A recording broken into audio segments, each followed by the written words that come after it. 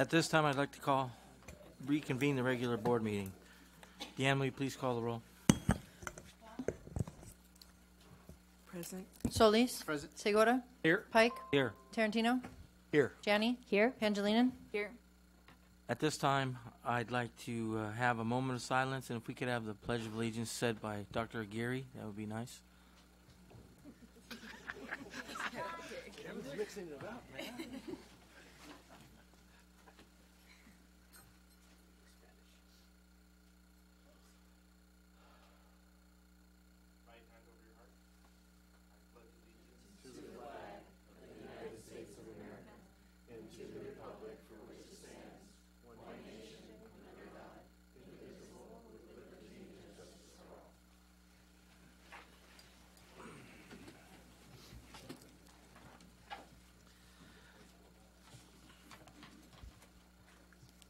The board met in closed session preceding this meeting to discuss the following issues: student expulsion, suspension, expulsion, reinstatement, education code 48916, 48918, students identified by ID number.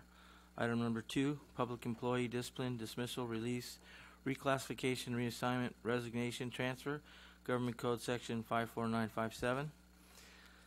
Number 3, conference with legal counsel, anticipated litigation, paragraph 2 of subdivision D of government code section 54956.9. Number 4, conference with labor negotiator, government code section 54957.6. The board took the following action. Moved by Segura, seconded by Tarantino, to accept the administrative hearings panel's recommendation to approve the expulsion of one student with a vote of Hall yes, Pike yes, Segura yes, Solis absent. Tarantino, yes. Moved by Tarantino, seconded by Segura, to accept the administrative hearings panel recommendation to improve the reinstatement of one student with a vote of Hall absent, Pike yes, Segura yes, Solis absent, Tarantino, yes.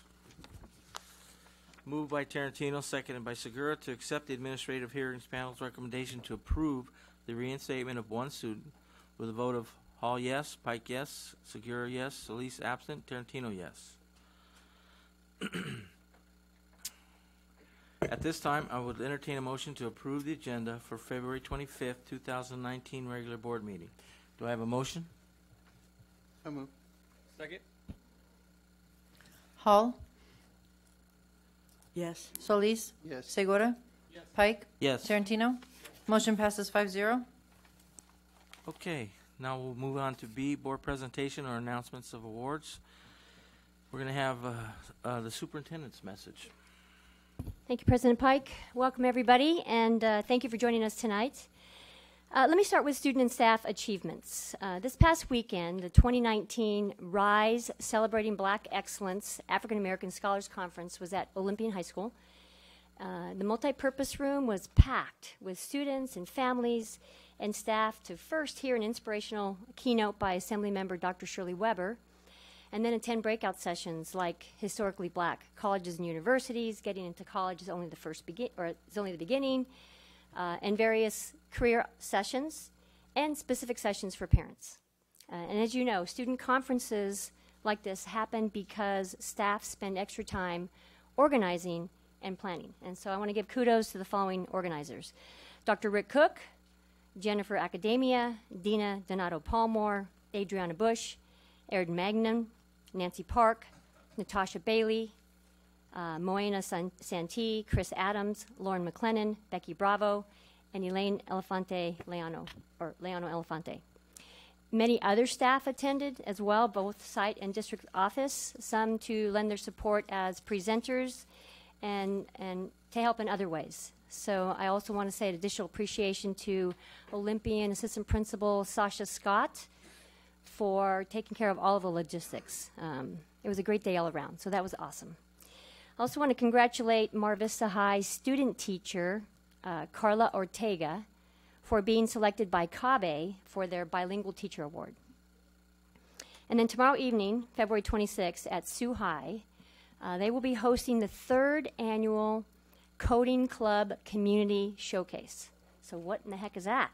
So for the past 3 years, computer science students at Sioux High have spent every Friday afternoon at each of the 10 National School District elementary schools where they've been mentoring and teaching the younger students how to code. And then every year about this time of year, at the annual showcase, elementary students share their work with their parents and the staff and the community members. So if you're available, it starts at 6 p.m. in the Lower Charles Theater. We want a special thanks to Art Lopez for his vision. He's a computer science teacher at Sweetwater, as well as helping out in the district-wide, and for Principal Maribel Gavin for her support to help make that happen. So that'll be a fun event tomorrow. We also want to invite staff and students in the community to visit Sweetwater's art exhibition at the South Chula Vista Public Library, right there on 4th and Orange. It started on February 15th. It goes all the way through April 9th. We usually have a big celebration. The board members go in and other people go in and judge the students' artwork, some of which you've seen from past years back on the wall. And we give out a variety of awards. I think that's going to be March 8th, I think it is, yeah. So the library's full of those various art forms from middle and high school students in the district, and you can go anytime and look at them yourself. It's really amazing. The whole library is packed with art posted on walls, on platforms, and things like that. So that you wouldn't want to miss that. So check that out. Then I also want to remind everyone that this coming Saturday, March 2nd, at Montgomery High's gym, we're hosting the state, not just district, but the state robotics middle school championships, where middle school champions from all over the state will come to our district to compete in the state finals. And that pretty much takes place all day. And then after that, the following week is the state robotics high school championships. Same place, different day, and I strongly encourage you to attend that as well. You won't be disappointed. At the last board meeting, I shared the girls' wrestling results. Tonight, I want to share the boys' wrestling results from winter sports. These are the athletes who either won or came in second place in their weight class to move on to state finals. And these are all Division I athletes. So Zachary Ramos from Olympian High won a second place in the 106 weight class. Israel Ramirez from San Ysidro High won a first place in the 120-pound class. Jordan Bendorf from Bonita High, second place in the 132. Daniel Reyes, Bonita High, second place, 145. Tyshawn Anderson, Olympian, first place, 160-pound category. Rylen Gregorio, Olympian, second place, 170 pounds. John Johnson, Olympian, second place, 182. Shai Baker, I'm not quite sure about that pronunciation, but it looks like that to me, from Olympian High School, second place, 220. And Luis Castro, Olympian High, first place in the heavyweight weight class. So congratulations to all of those young men. Now that winter CIF finals are over, we had two teams make it all the way to the finals. And so Eastlake High girls soccer were Division I runners-up. It was a very exciting game. It was tied at the end of the game, and it went into penalty kicks. And at the very end, they lost. And so can't get any better than that. And then Division IV basketball champions, second year in a row, Southwest High School. So congratulations to them. Regarding our budget update, at the March 11th, which is in 2 weeks, that board meeting, when Dr. Salkeld reports on the second interim budget, we will also be presenting our fiscal stabilization plan for 1920. A lot of the ideas that helped us balance the current year budget back in October are being considered in developing the plan for next year as well. And so we continue to seek your input for your budget ideas for the 1920 school year. On our district website, if you look up right on the front page, budget update, staff community input, you can just click on that link and it'll take you to a Google form where you can submit your ideas. You know, and in thinking how we go about doing our work, how we do our work to close the gap on our current and future deficit, please know and understand that this is not a sprint. This is more like a long-distance run, right? We can do this when we persist. We can do this if we remember the African proverb that was shared with all of us by Sweetwater alum, now Sweetwater alum, Miguel Aldrete. Remember, he was the founder of the Kids for Our World when he shared this quote with us. If you want to go fast, go alone. If you want to go far, go together. And so tonight I want to end with a video on one of our high schools, Hilltop High School, created and put together by our communications department. So thank you for the opportunity to serve you.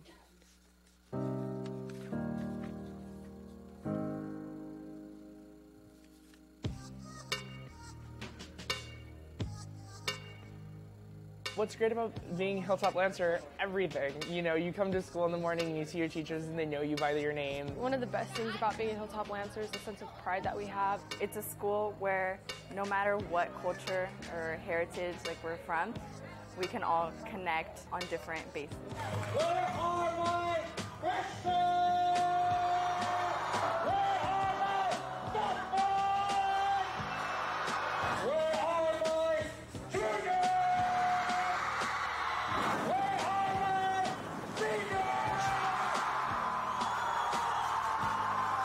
We're working on hiragana, which is the alphabet in Japanese. My favorite thing about being a Lancer is the Flags program because they have 7 different languages. Also, there's the opportunity to travel to different countries. Later in life, I hope to be a good audio producer, work with different artists and record their music so they can share their creativity with the world. When I grow up, I want to be a biologist because I've always had a personal connection with animals. Being in school is something that everybody has here, that mentality of just wanting to learn, wanting to get better, whether it's through academics or through sports, or maybe socially, trying to get to know more people, wanting a better environment. My family's from Mexico. I'm the only person in my entire family that was born here in the United States. I think that because of this, they've been able to teach me a lot of things, such as tolerance for other people who are different, who come from different cultures or have different beliefs. I think that I really apply this well in Connect Crew. Family is what it's all about. The way they've raised me is how I'm trying to live my life. Let's do this together. Let's be loud. Let's be proud. Clap right. That's right.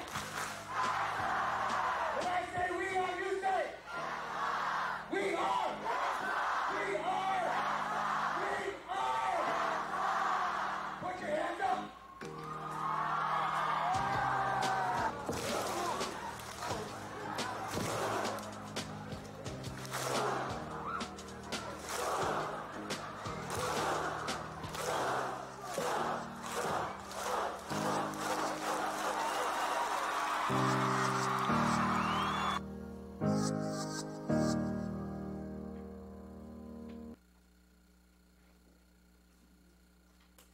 Very nice. Okay. Now we'll have a report from our favored student board representative, Brenda P. Thank you. Hi, everyone. Today I'm going to be spotlighting Olympian High School. So I'm going to start off with some of the things that the Eagles were definitely very proud about. So some of the glows of Olympian High School. Olympian is a very academic-centered school and has an emphasis on special curriculum. So really interesting classes such as habits of mind and college readiness skills were really unique to Olympian curriculum. There's stellar AP programs. There are a lot more AP programs, I would say, offered at Olympian than other schools, and a very extensive and rigorous class options that allow students to push themselves academically. There is an established career readiness program, such as in engineering, criminal civil law, and sports medicine, which really offer different kind of pathways for students at Olympian. There are lots of opportunities to join diversity clubs where students can really have safe spaces to value their cultures and beliefs. There are also excellent performing arts programs, such as all-female, all-male dance teams, their Polynesian Dance Company, and the Olympian High School Dance Company. And something really interesting that they talked about was an abundance of student support. So a very established link crew, peer mediation, and also peer counseling. So a lot of student-run support, which can really offer very good guidance to a lot of the younger classmen. With such a high-performing school, it definitely comes at a cost. Some things that students had to say were that it's too easy to take AP classes, so there's no checking system to make sure that students are really prepared for those rigorous classes.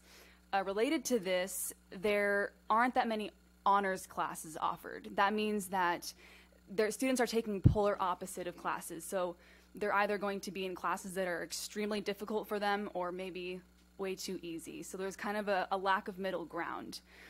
Something interesting brought up was a lack of diversity among teachers and staff. And this was actually something that a lot of students at these President's Council meetings kind of shared to be an issue. So it really came down to how important it is for students to see themselves in the staff that is actually teaching them. Lastly, I wanted to touch on Olympian High School's mission statement. So it is every graduate will qualify and academically be ready for a four-year college or university. And this is a great goal for some students, but some of the students at Olympian High School feel that this mission statement is kind of flawed. The idea that a four-year university being a student's only option has kind of contributed to a slightly unhealthy environment in the sense that students feel that college is the only way to success. So this stress and expectation is seen everywhere right now, and I think it's definitely important to acknowledge that there are other pathways for students to get to a successful, have a successful life. But the overall success of Olympian High School is very clear, and it is definitely something that the Eagles are proud of. I wanted to touch a little bit about a mental health first aid training that was actually able to take place at my school, Eastlake High School, this last Saturday. I was able to attend, and I want to say about 20 to 25 students were able to attend this training, and it was truly phenomenal to see how many students were willing to dedicate their own weekends to this issue. Students who attended not only learned about different mental illnesses, but how to act in emergency situations, and are actually now mental health first aid certified. So that was a really, really, really cool learning experience for all the students who could attend, and I just hope that this program and this training can continue for more students in this district to just make sure that we are, as students, educated in mental health, just to make sure that students are safe and happy. I wanted to finish off with just a little bit about the budget. So we hear a lot of different perspectives at these board meetings, whether it be from parents, the community, or the board, but I do want to share a little bit about what the students are seeing, what the students are feeling. So I've asked not only the ASB presidents, but just at my school, people turn to me and ask questions. So a lot of what I've heard is, is Apex going to be affected? Summer school, buses, it's all very future and forward-looking. Students really just, in simplest terms, want to know what's going to happen, And in that case, I think it's really important that we find a way just to make what's going on in understandable terms, because from the student perspective, it's pretty confusing. It doesn't really make sense to a lot of students what exactly is going on. So I think it's really important that we find a way to just create this information in the simplest way possible so that everybody in this district can understand what's going on. That's it. Thank you so much. Thank you. Next, we're going to have a report from the CBOC. Mr. Baranovich is going to give us a brief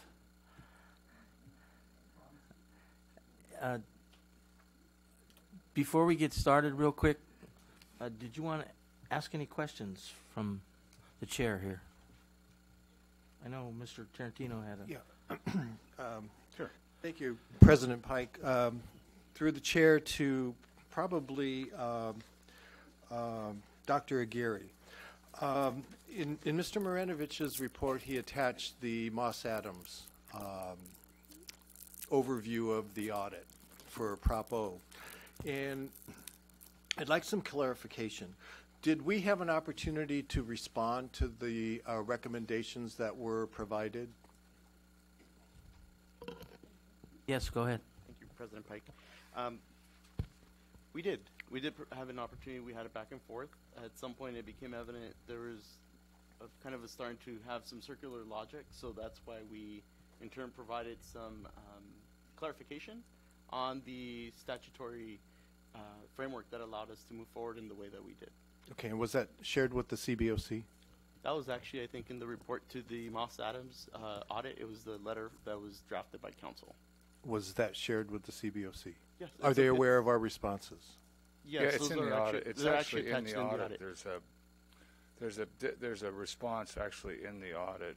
I think there's a question of even after response, we need some more information and discussion at some time in the future. But we did get the information to answer your question.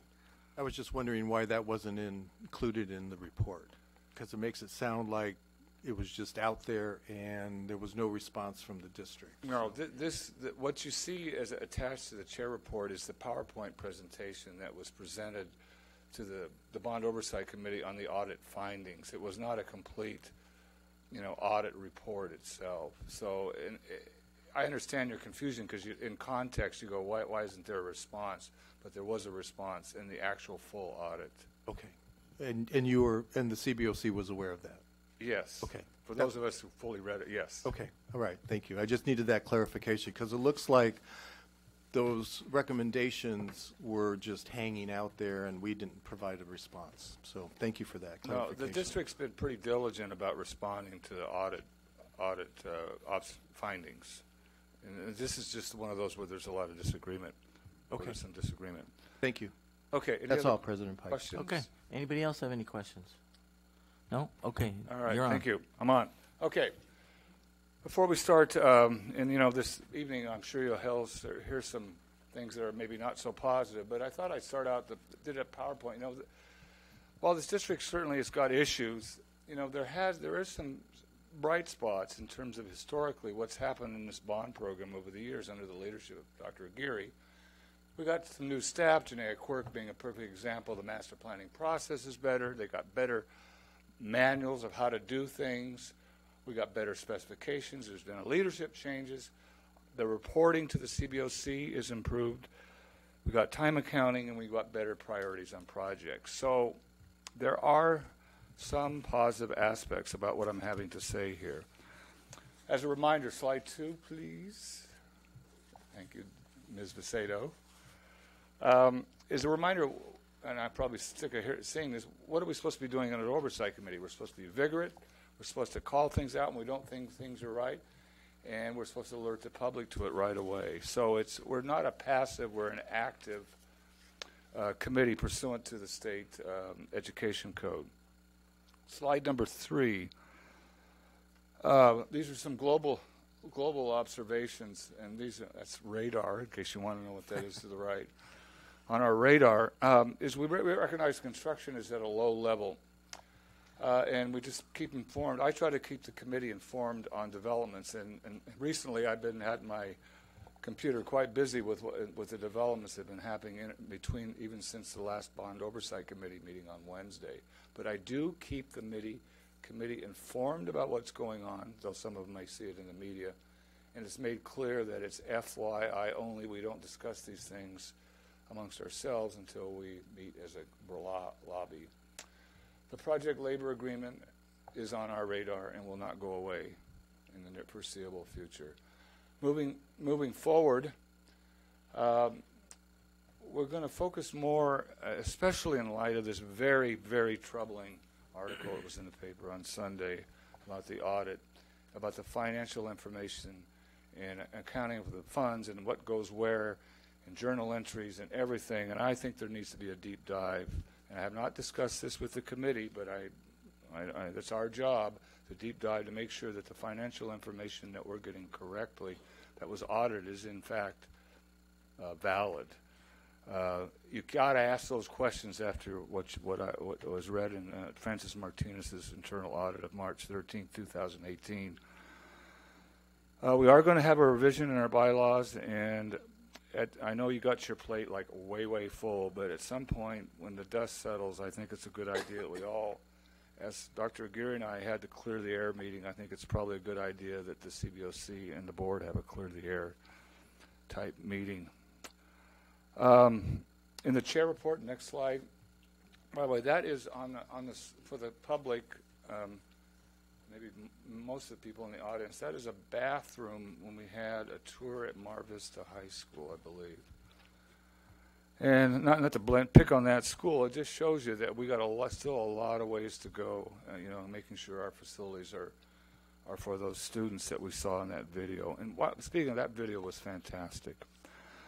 The district staff, I think maybe you're aware, maybe not, is way, way down from what it was a year ago, from 15 to 5 staff. It's a bare bones staff. Of course, project level is lower, but it's still really, really low.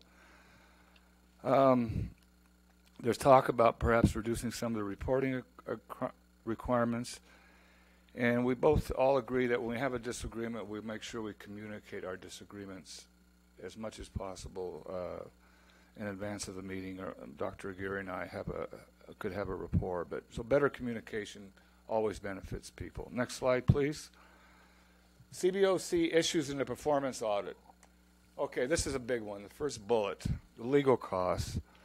And I know and I respect that counsel has a particular point of view. Counsel tends to protect their client. But the client I have is the public, and the public deserves to know how much legal costs were charged to the project for the various attorneys and bond program. Right now, the legal costs for attorneys are charged to a general category bond program legal costs. I believe we should have a breakdown of legal costs by project. There has to be a way to do that, to account for the full project cost. If we use attorneys for a project and it was a firm, they should be able to record just like staff does their hours and charge it to that project. Maybe I'm oversimplifying it, but I believe we owe that to the public to know what legal costs are. And then in the committee, certainly that is definitely on their radar.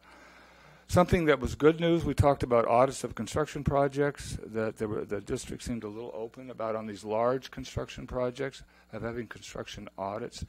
And what those are is really to go through really almost like what you're doing on a micro level and recovering overcharges. And most of construction audits pay for themselves on these large projects.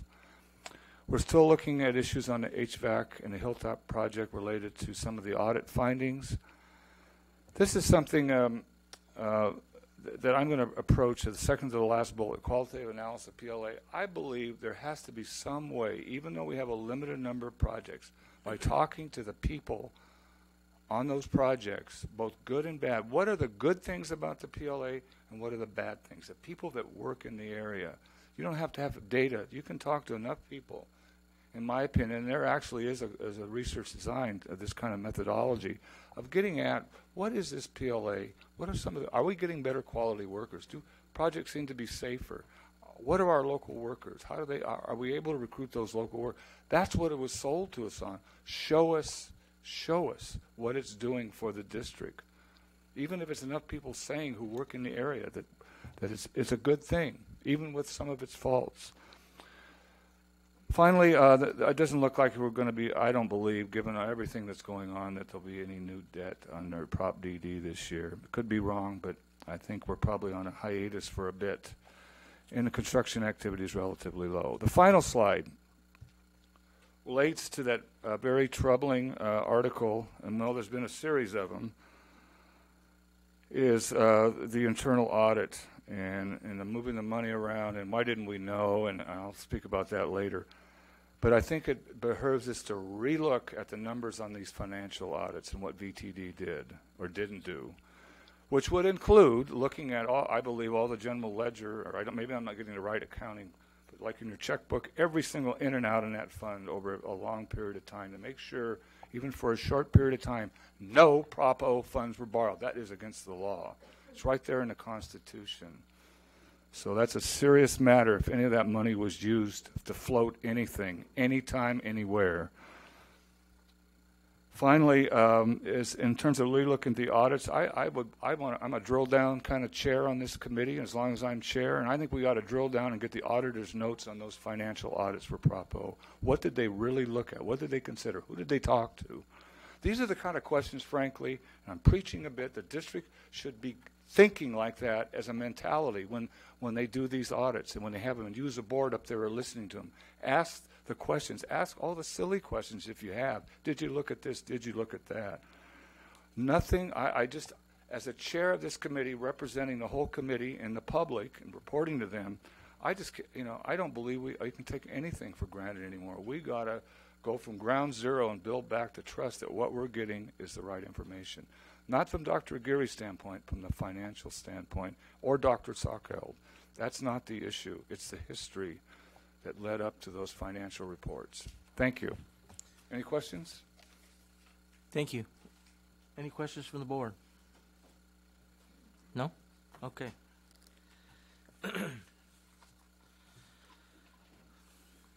This is the point of the agenda where members of the public may address the board on any matter not on the agenda and have 3 minutes to do so. The Board of Trustees cannot legally take action on or respond to matters not posted on the public agenda, but will refer the matter to the superintendent's office for review and report. Thank you for your cooperation.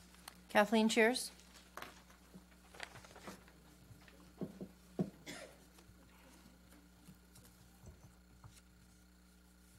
I will begin with a few comments as a follow-up to Friday's meeting. Contrary to some beliefs, education is a business. Millions upon millions of tax dollars support the business of education. If it were treated as such, perhaps the district wouldn't be going to their employees asking for furlough days and pay cuts, telling them even more changes are coming. The district receives millions. They have a budget, which clearly hasn't been followed. This makes it a business of education. If I am wrong, if it's a charity, let me know, so I can declare my school taxes as a write-off. Absurd, of course, my point made. My long history of deep respect for our teachers, hardworking support staff, counselors, administrators, custodians, maintenance workers, gardeners, bus drivers is well recorded. For anyone to infer anything less is reflective of the absurd. As for my alleged disrespect for a certain trustee, respect is earned. For any trustee to sit on the dais and flagrantly treat community members in the BOC chair with smirks, rolling of the eyes, etc., be prepared to be called out, and no, I will not apologize.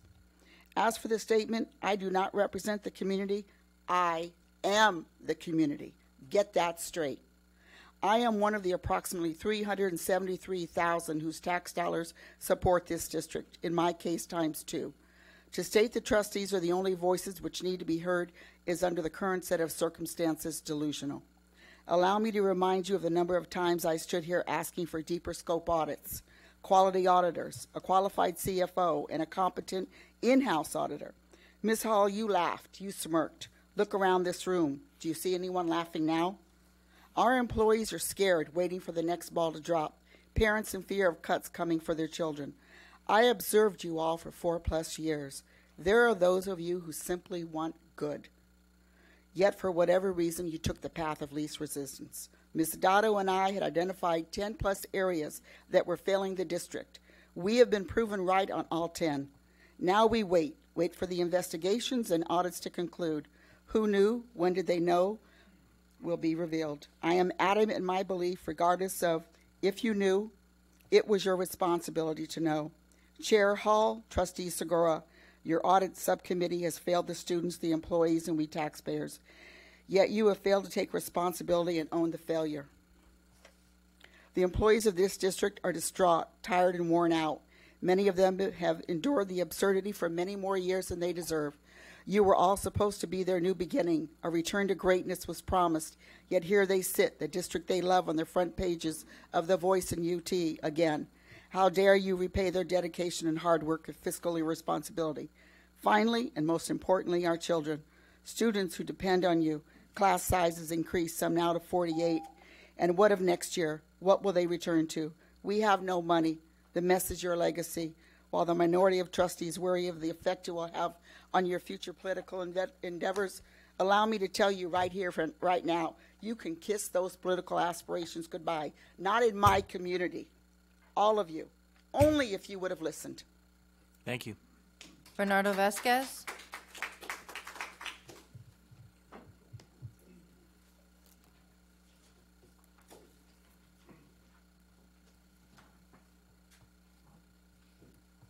So I keep looking at LCAP Goal 4 transparency.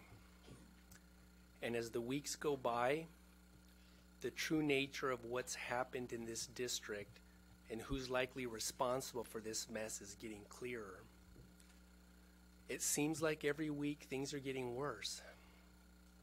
There's a funnel through whom all this information is going through. One person that controls the flow of information from the district that lands on the trustees' agendas and desks. Complicit or incompetent? That's what I've been asking all along. And I think as the media is doing its job and the community is doing its job in digging deeper, it's becoming clearer every week. The information flows through one person, and that person is the CEO of this district. Dr. Janney, as much as it pains me, I believe that you're responsible for this. Francis Martinez shared very damning information, and I fail to believe that the CEO of a $400 million organization was not aware of what was going on. If you were not aware, then I'm afraid to say that there was incompetence involved. If you were aware, then I'm afraid to say that you were complicit. For those of you board members, there's action that needs to be taken. What are you waiting for? You have likely evidence that there might have been complicity in creating the worst financial crisis that this district has ever seen. What are you waiting for? There's enough blame to go around, and I'm sure that as the investigations continue, your individual complicity or incompetence is going to come out. But you have the position, you're in the position to make a decision now. I'm calling on you to remove Dr. Janney as superintendent. Are we going to keep waiting for more information to come out? Information like maybe, Dr. Janney, that you created a timeline that you might have given to legislators when you went to Sacramento? Is that something that you've seen or that we can see as a community? Do we have true transparency, trustees, is what I'm asking you. The time to act is now. And again, I ask that you take action. Thank you. Maddie Adado.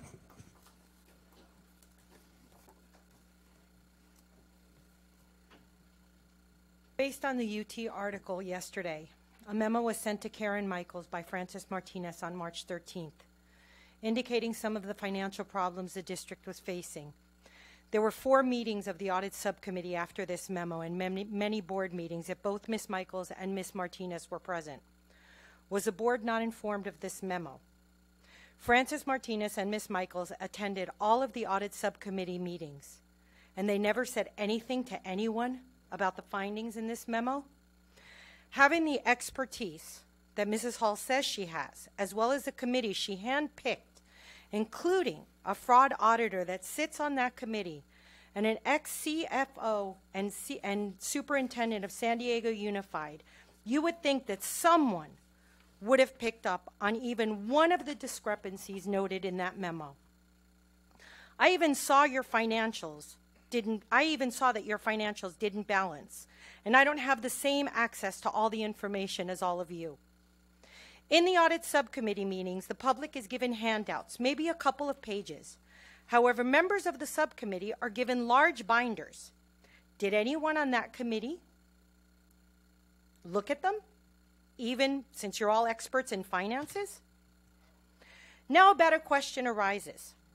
If Mrs. Martinez didn't inform any one of you, don't you think she would have steered the outside audit firms in the direction to look at these discrepancies?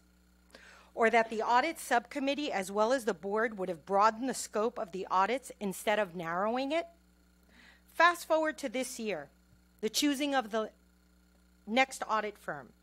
As I stated earlier, both via email and standing here, why would you have the people being audited choose who's going to perform the audit? This isn't being transparent. This is being negligent. Now, another thing, when I saw Mr. Marinovich's slide presentation, and I saw the bathroom in Mar Vista. And knowing the educational facilities in Mar Vista, and having been around since Prop BB, and I knew about the gyms that we built that shouldn't have been built because the money should have gone in the classrooms. We're going to build a $19 million aquatic center at Mar Vista. Why can't we scale that down and put it into the classrooms?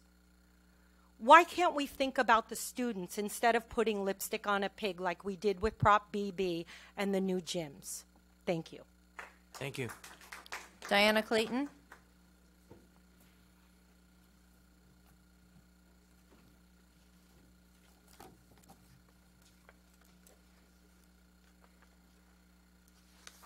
Good evening, guys. Twice in 1 year. It's an anomaly.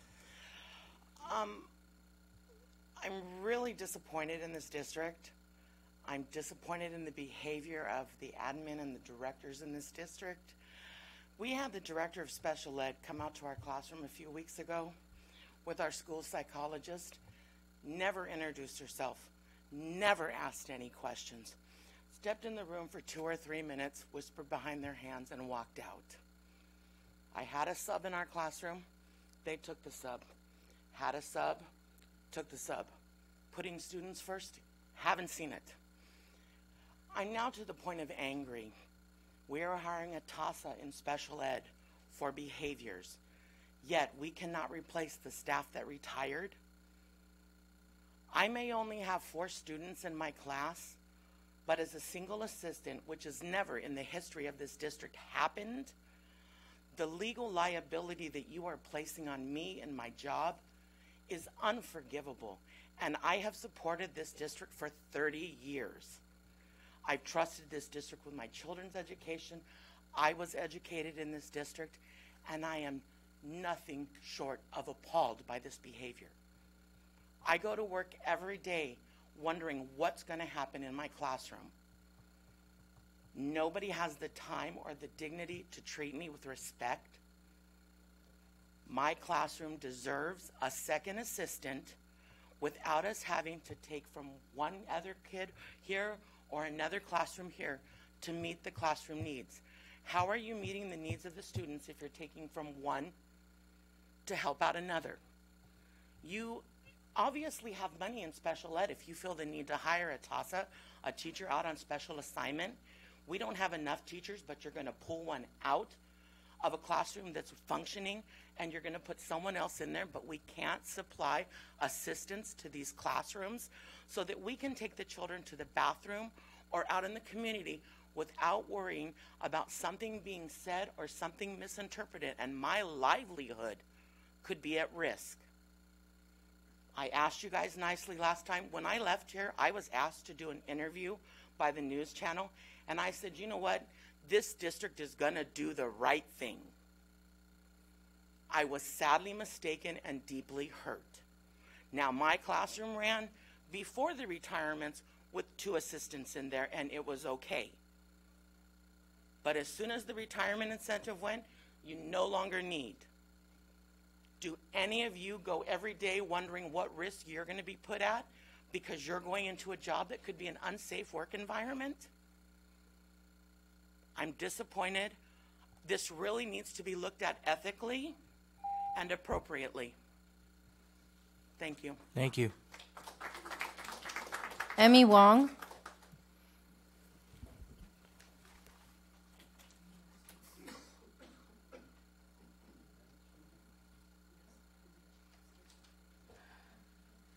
So more information came out with the news. I'm a former auditor and also worked as a manager for a financial reporting department at a major company, so I do have accounting background. As a person with accounting and finance background, it is very disturbing to find out information like there's no bank reconciliations being done on a monthly basis. That's unheard of. There's no backup documentations when journals are being posted. I mean, I don't understand how our audit even went through with that. Internal auditors reporting to the CFO, that's a big no-no. Internal audits are supposed to be reporting to the board of directors. That is a a major accounting principles. Everybody knows. Bank statements, there are so many things that as I hear from the news, I'm just floored at what I hear. And that's just me. And you do realize that in the community, there are other accountants. There are people with other backgrounds. And I feel sorry for Dr. Salkville, what she has to go through, months and months of reconciliations that she's going to have to go through. This should have never happened in an organization where there's millions of dollars being going through. I don't understand how that even went through. So to me, it just seems like it's just an abundance of incompetence that was being going on. So to the board, I ask you this, because there's been so many incompetence, it's time to be more vigilant and realize that it's just not dollar amounts at this point. I asked you guys, please, to go to your school sites, talk to the students, talk to the teachers. It's not just about budget and dollar amounts and saving money here and there. It's about kids' livelihoods, their future, their education, and the teachers' commitments. It's not, just take money from this program, that program. You have to realize what impact it's having on the kids. I hear from the kids all the time. They're scared. They don't know what's going on. They hear all these things on the news. So I ask you guys, please be more vigilant. Do your job. Represent your schools, not just the schools. It's not just about facilities. It's not about aquatic center, about gyms. It's about the kids and the teachers. Go out there and talk to them and find out what can be done. And then the money we can figure out the finances. It's got to come from that way. What's most important is the kids, the student, the campus, what goes on in the community. Because when we just take money here and there, what's going to happen to these kids and teachers? Thank you. Thank you. Juanita McCoy.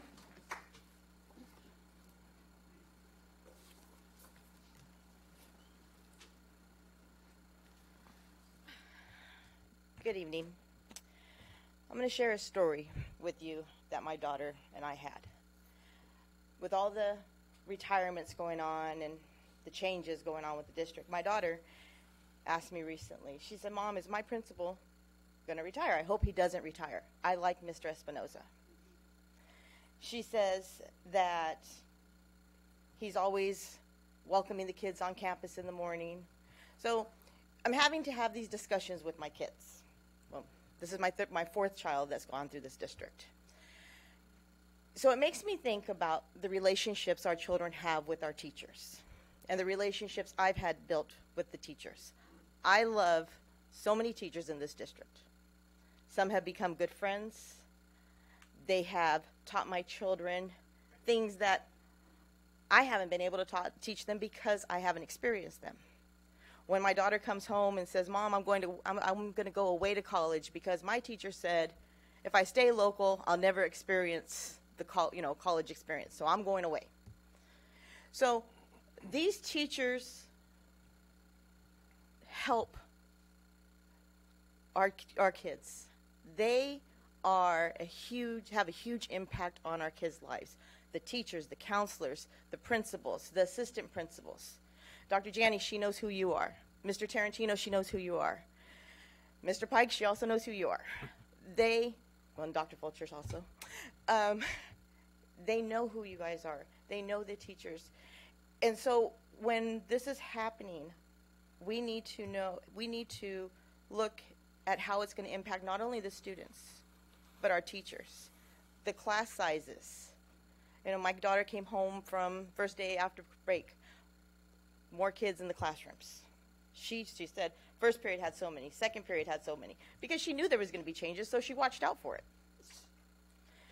So it's important that we consider the teachers, the students, and take into consideration what they're feeling, because if the teachers are happy, thank you. Thank you. Maria Teresa Harris.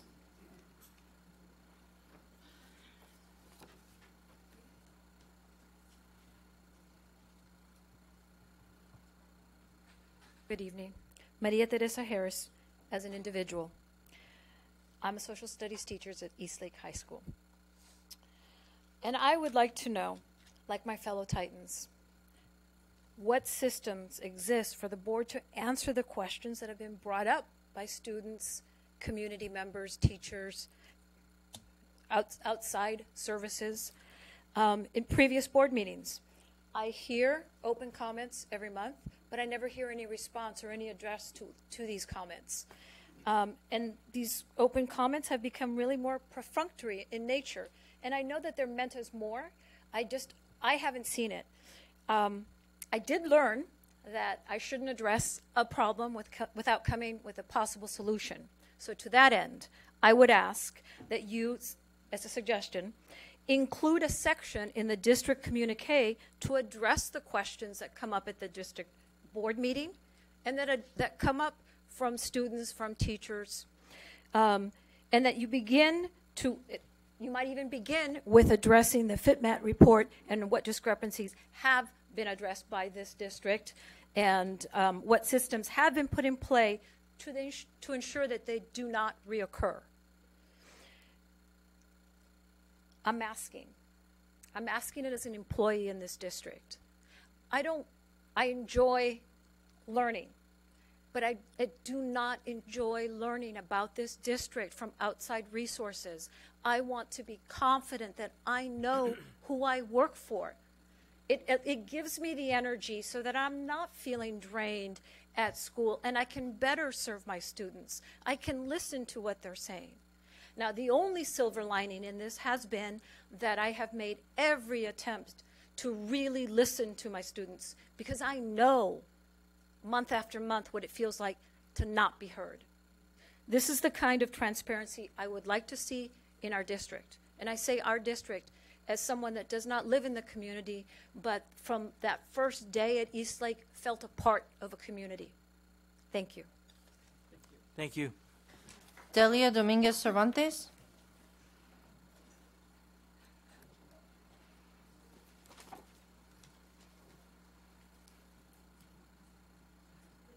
Good evening. I went to Mar Vista High School, 1972. My kids went to local schools as well in Sweetwater Union High School District, and so are my grandchildren. My grandnephews and nephews, we are a South Bay family, large family. I bring to you another elephant, related somewhat to the budget, but something that I think will probably cause some sensitive subject. It's the students that do not live in California. They cross the border every day and go home every day after school. I see them at the parents and the students. Like I live in East Chula Vista. So I go shopping at Vaughn's, maybe after I drop them off at school or after I pick them up. I purposely retired so that I could run around with my grandkids from middle school to high school. I believe that's the time when they need more supervision than when they're 3 years old. In any case, I do this for my kids and for my grandkids. I have family members from San Ysidro to Imperial Beach to Chula Vista to National City. They're everywhere, and everywhere is the same thing. It's always been there, but I think we've gotten to a culture where we've been just accepting of it, that it just is because of where we live. And I think I've probably more at ease to speak to it because I'm Latina. Because if I was any other color, then it'd be like, oh my gosh, she's being racist or whatever. But this is what it is. I am bilingual, so I'm standing at the grocery line, and the families are speaking in Spanish, and some of you, I understand, speak Spanish, but they're saying, oh no, we got to hurry up, because so-and-so brought the kids over, and I have to hurry up and get my groceries, because sometimes I pick up groceries before I pick up the kids from school, and we have to hurry up because I have to pick them up. Or they park at Home Depot, drop off the kids. Some of the kids just drive over. Most recently, I'm sure you read it in the UT, the students are crossing the border with their backpacks with drugs in them. You saw that too. So that's blatantly there. It said they live in Mexico. I know there's a statement, a residency requirement form that's signed, that they have, families have to sign to say they live here or they live where they say they live. But come on, we know they don't. Not all of them. And yes, that has an impact, and I've heard it here, on the teachers, the workload it has on the impact it has on the teachers. And the students, their ability to learn. A teacher can't teach to 30 kids. She's just teaching to the middle. He or she is. I'm sorry, is my time up? Yes, but go ahead. Anyway, I really wanted you guys to focus on that too. There's students that you're paying for that we are. I'm a homeowner. So is my family. We all pay taxes. All of you do. But the students need to live here. They just need to. That's just part of the way it is. We're law-abiding, and we have to do our part. And that's one of the parts that I don't think we do well in our schools, is to ensure that our students do live here. Thank you for your time. Nick Marinovich.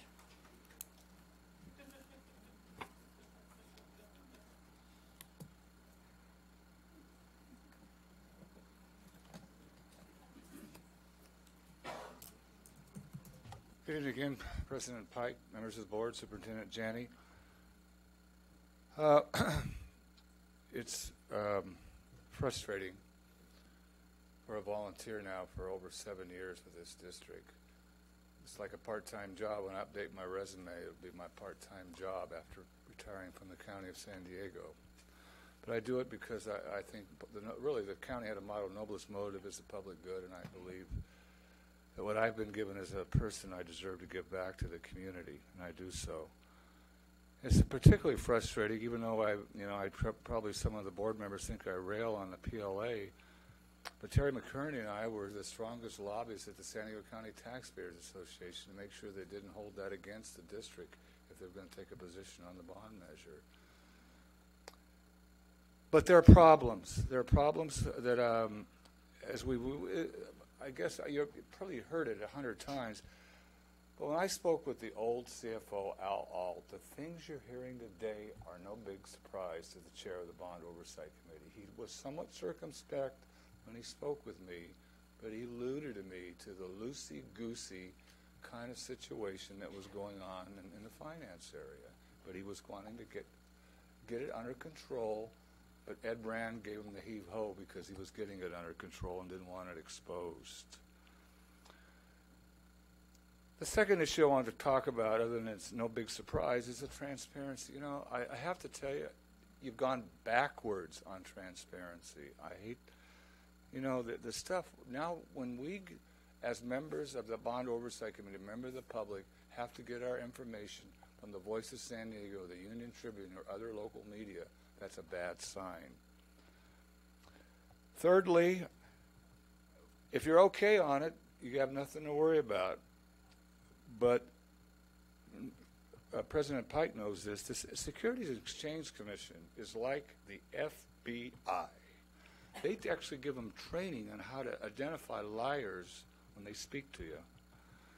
So tread lightly on those financial. Remember Bernie Madoff? This is serious stuff, and there were 3 audit and finance, or 3 or 4 audit and finance committees, nada about Francis Martinez's memo.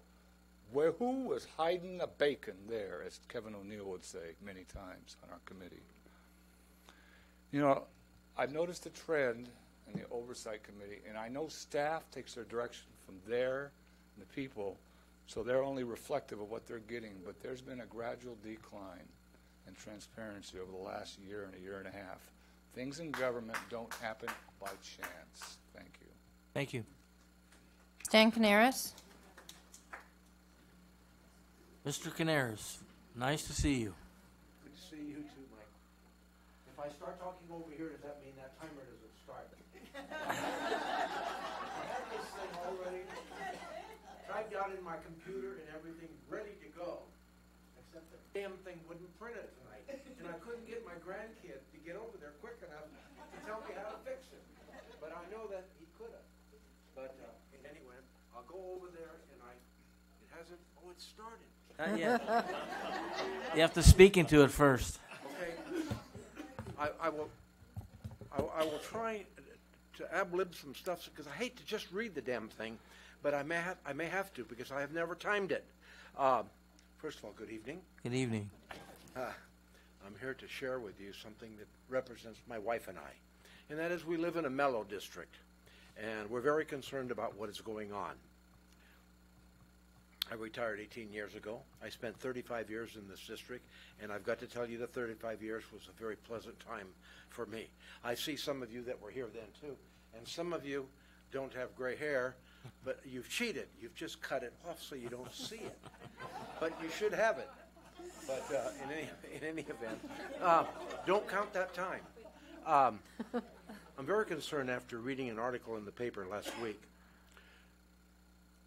that they were going to investigate our superintendent. At first, when I read the article, I thought, oh, shoot.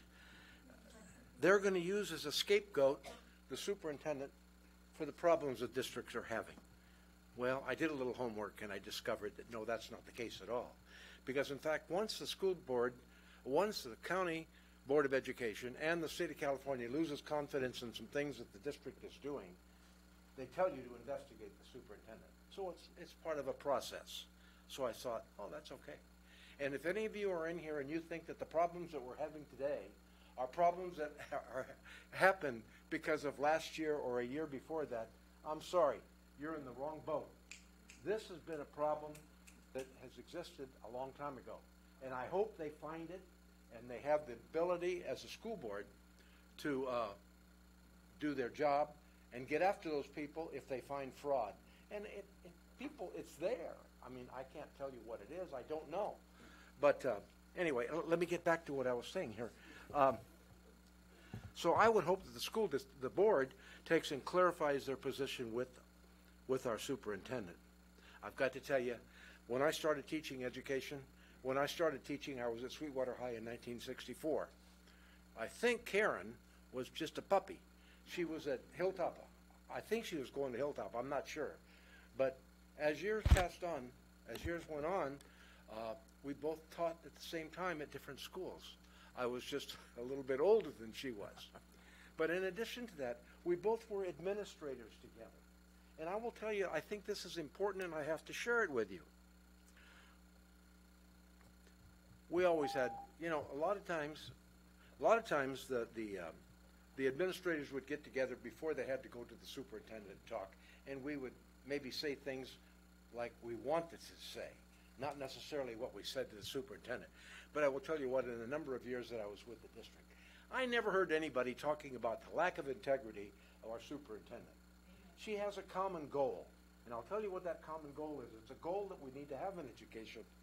We get carried away with all this stuff that these people come up with, and a lot of times these people come up with stuff because that's their job. So that, we're focused on, I love what you said about every kid doesn't have to go to college. They don't have to go to college. And we force it down their throat because some guy up there, oh, geez, I didn't make any money this week. I got to write some more questions for the test. No, we're just obligated to that damn test, and we focus on college. And it's important, but it is not the only way that we have to go. So during the school time, I had a great deal of respect for Karen. She was so much younger than me, but boy, I tell you what, she has a lot of respect. And I think she's provided good leadership. And once again, our problems that occur right now did not happen last year. They've been there for a while. Maybe we haven't addressed them. And I got to share with you the school district board, and I'm sorry I'm going over 3 minutes. I'm going to try and talk fast. But I'll tell you what, after my 35 years in this district, this is the best school board with integrity that we've had. And we've had some really, I won't say the word, okay? And you guys, it's good.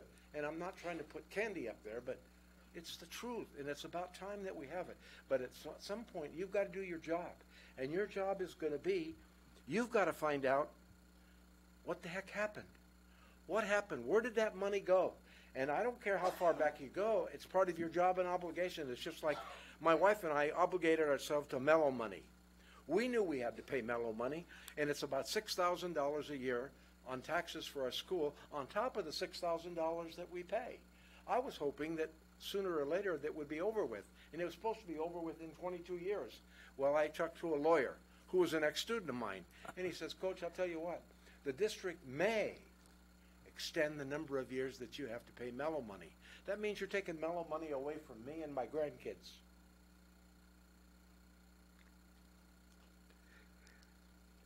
You'll have to excuse me for getting sometimes emotional. I'll make it very quick. I fell down and they had to drill 4 holes in my head. And when they did that, they told me that everything wouldn't be the same. But I want to stop and I want to thank you for your time. And do your job. Find out what the hell happened. And again, it did not happen this year. It didn't happen last year. You got to go way back. I won't tell you who you get to look at, but I have my ideas. Thank you, Mr. Canaris. No further speakers. No further speakers. Okay. Let's do the formation and approval of consent agenda. Clerk of the board, will you please read the items being pulled from the consent agenda? Yes, I have one correction on item G4. The revenue should be stated as $1,968,120. It's just error on the item. The following items have been pulled. Item F3 by Mrs. Hall, Mr. Tarantino, and staff. Item F5 by Mr. Segura, Mr. Tarantino, staff, and the public. Item F6 has been withdrawn by staff. Item G2 by Mr. Tarantino. Item G4 by Mr. Tarantino. Item G5 by staff. Item G6 by Mr. Tarantino. Item H2 by staff. Item K3 by Mr. Tarantino and the public. Item M1 by the public. Item N1 by Mr. Segura. And item N3 by Mr. Tarantino. Thank you. So we should start off with F3. You need a motion for the consent agenda? Move to approve. Second. Hall? Yes. Solis? Yes. Segura? Yes. Pike? Yes. Tarantino? Yes. Motion passes 5-0.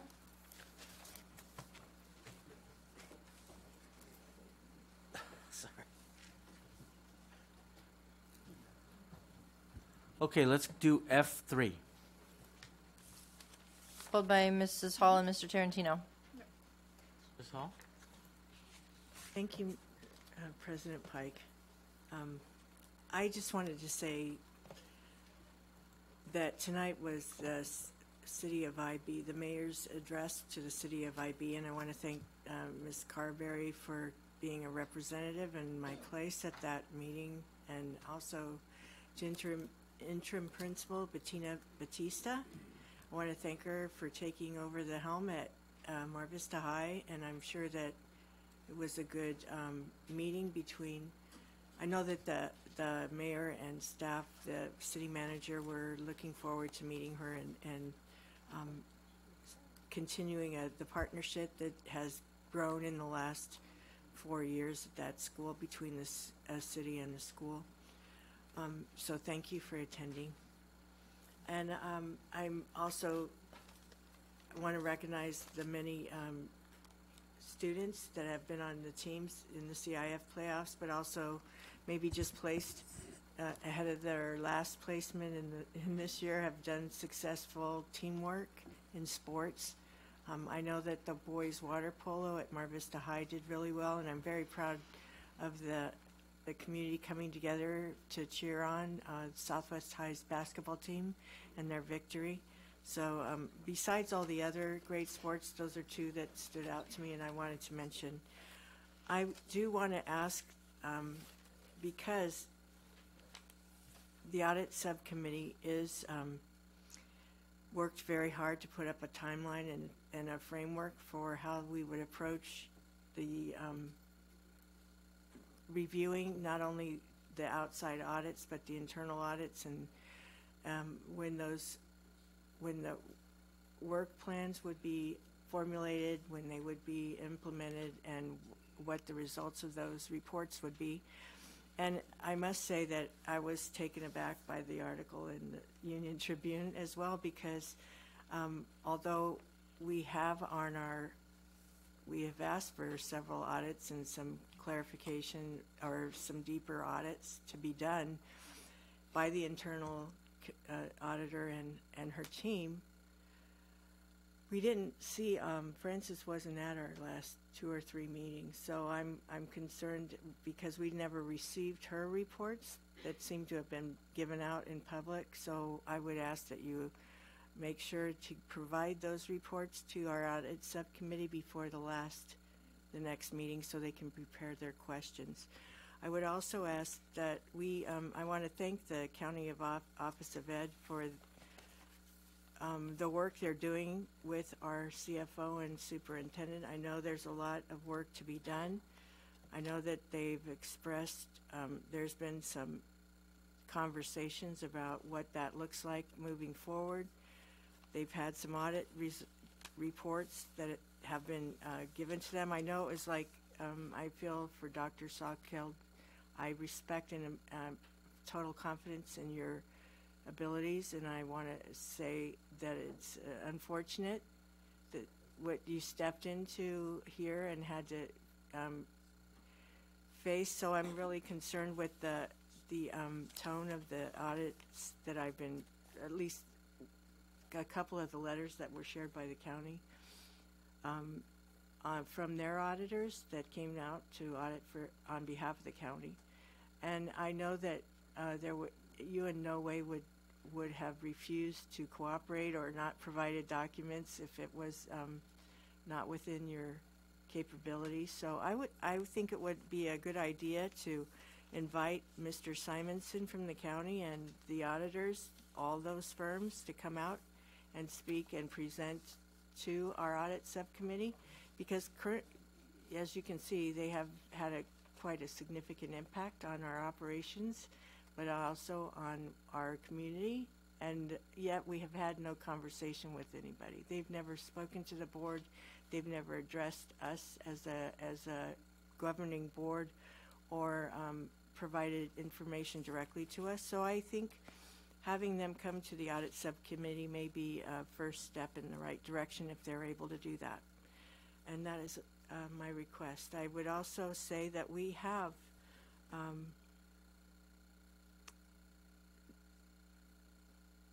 a lot of work ahead of us, but we have not been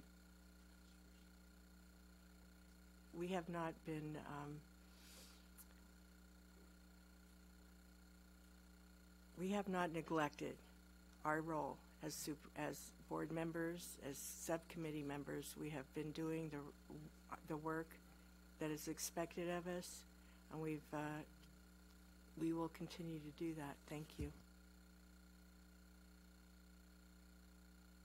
Thank you. Mr. Police. Sure. Thank you. I would also like to thank Dr. Jenny and the leadership staff for all their budgetary intense look at our budget and all the things that are necessary to keep moving our district forward. So great job, and keep up the good work. Also, I wanted to congratulate Sweetwater High for their good run at the playoffs.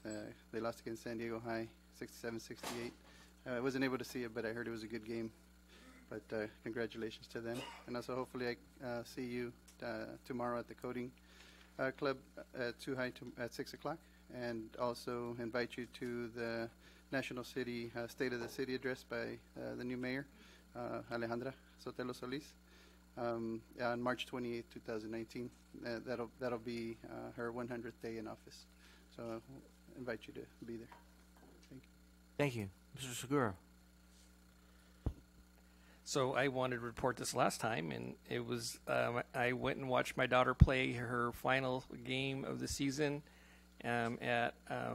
against Southwest. She plays for Castle Park High School. She's a sophomore. She scored 3 goals and had 2 assists. So she really finished the season strong. They didn't make the playoffs, but it was fun to watch them, and I enjoy always going to the games in the different fields and meeting the parents there. That's it. Thank you. Thank you. Mr. Tarantino. Yes, I'd like to begin by thanking Dr. Fulcher for his role in the African American Student Scholars Workshop. I know that he prefers to work behind the scenes, and I know that his encouragement and his putting together of the committee, which did, like Dr. Janney said, an excellent job. I just wanted to let you know that I know that you worked behind the scenes, Dr. Fulcher, and it was very well done, and thank you for that. Along the same lines, I would like President Pike and Dr. Janney, if you could consider sending a letter on behalf of the board to Dr. Shirley Weber, thanking her for her willingness and availability to give the keynote address to the students and the parents and the staff who were in attendance. She really did a good job. She personalized her experience growing up in the Deep South and the experiences that she had in terms of what it took to come to California and the struggles that her parents went through in order to ensure that all of her 7 siblings, if I recall, had a successful life. So if you would please consider that, I would appreciate that. Sure. And that is all. Okay. I just wanted to read a statement from us, the board.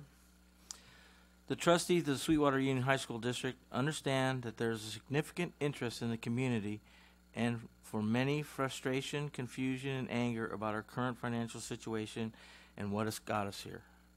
We as a board are resolved to ensuring that we get to the bottom of this situation and to bringing those responsible for getting us into this situation to account.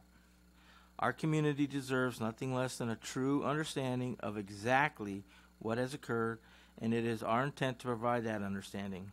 However, it is also important to let the reviews occur to completion without jumping to preliminary conclusions or denying due process.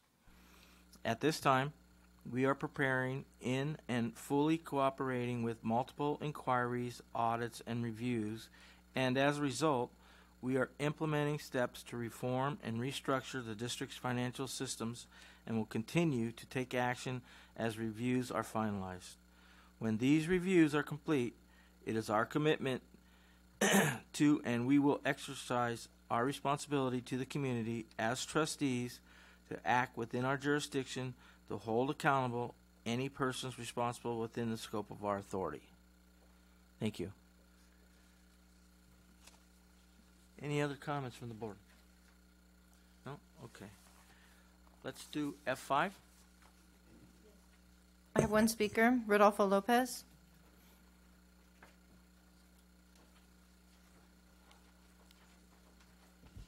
Good evening, Board President Pike, fellow trustees. My name is Rudy Lopez. I just wanted to reintroduce myself tonight because I'm on the ballot for the CSBA CSBA delegate. I am a member of the Bond Oversight Committee. I'm also a board member at San Ysidro School District. I am, as you can tell just by those two things, I'm fully committed to both our San Ysidro kids and our South Bay kids as a whole. I'm fully on board with the full and fair funding platform. I've been up to Sacramento once already with our own governing team, and I'm going back in March with CSBA. So I hope I can have your support in advocating on behalf of our kids. Thank you. No further speakers. Okay, do we need to? This item is to elect delegates to the CSBA Delegate Assembly for Region 17. The board can vote for up to 7 vacancies as they so desire. It was also pulled by Mr. Segura and Mr. Tarantino. Okay. Mr. Segura. So I pulled it. I just wanted to, I don't know a number of these people, but I do know and worked with, let's see, 1, 2, 3, 4, 5 of them. So I don't know if anybody else has names they want to put forth. I guess I could. That's where I'm at with it. I just don't want to name 7 to name 7 of the people I don't know. So that's where I'm at with it. Okay. Mr. Tarantino. I would agree with you, Mr. Segura. I don't know many of these people who are trustees in other districts. I was alarmed when I read that one of the trustees has been on the board for 39 years and has had multiple opportunities to serve on this delegate assembly. So if it's okay with you, Mr. Segura, I'd like to make a motion that we endorse the candidates who are from our South Bay area, which would be Maria Betancourt Castaneda, Leslie Ray Bunker, Maria Dalia, and Rodolfo Lopez. Sure. I wanted to make amendment to that. So okay. It add just, and is Dawn perfect as somebody we worked with in the past? So if you just add her, I would second that. Okay. Okay. I'll take that as a friendly amendment. Okay, and we have a second? Mr. Segura seconded Okay. with the amendment, yes. Can we take the vote? Yes. Hall? Solis? Yes. Segura? Yes. Pike? Yes. Tarantino? Yes. Motion passes 5-0. Thank you. All of you in the background, I see all of you. Thank you very much. Okay. Let's go to G2. Pulled by Mr. Tarantino. Yes, I had a question about this, and it's because I really don't understand the numbers. It's my understanding that San Diego State got $310,000 for this program, and what we're getting is a total of $4,778, and that covers 1/8 of a 0.2 for each of the two teachers.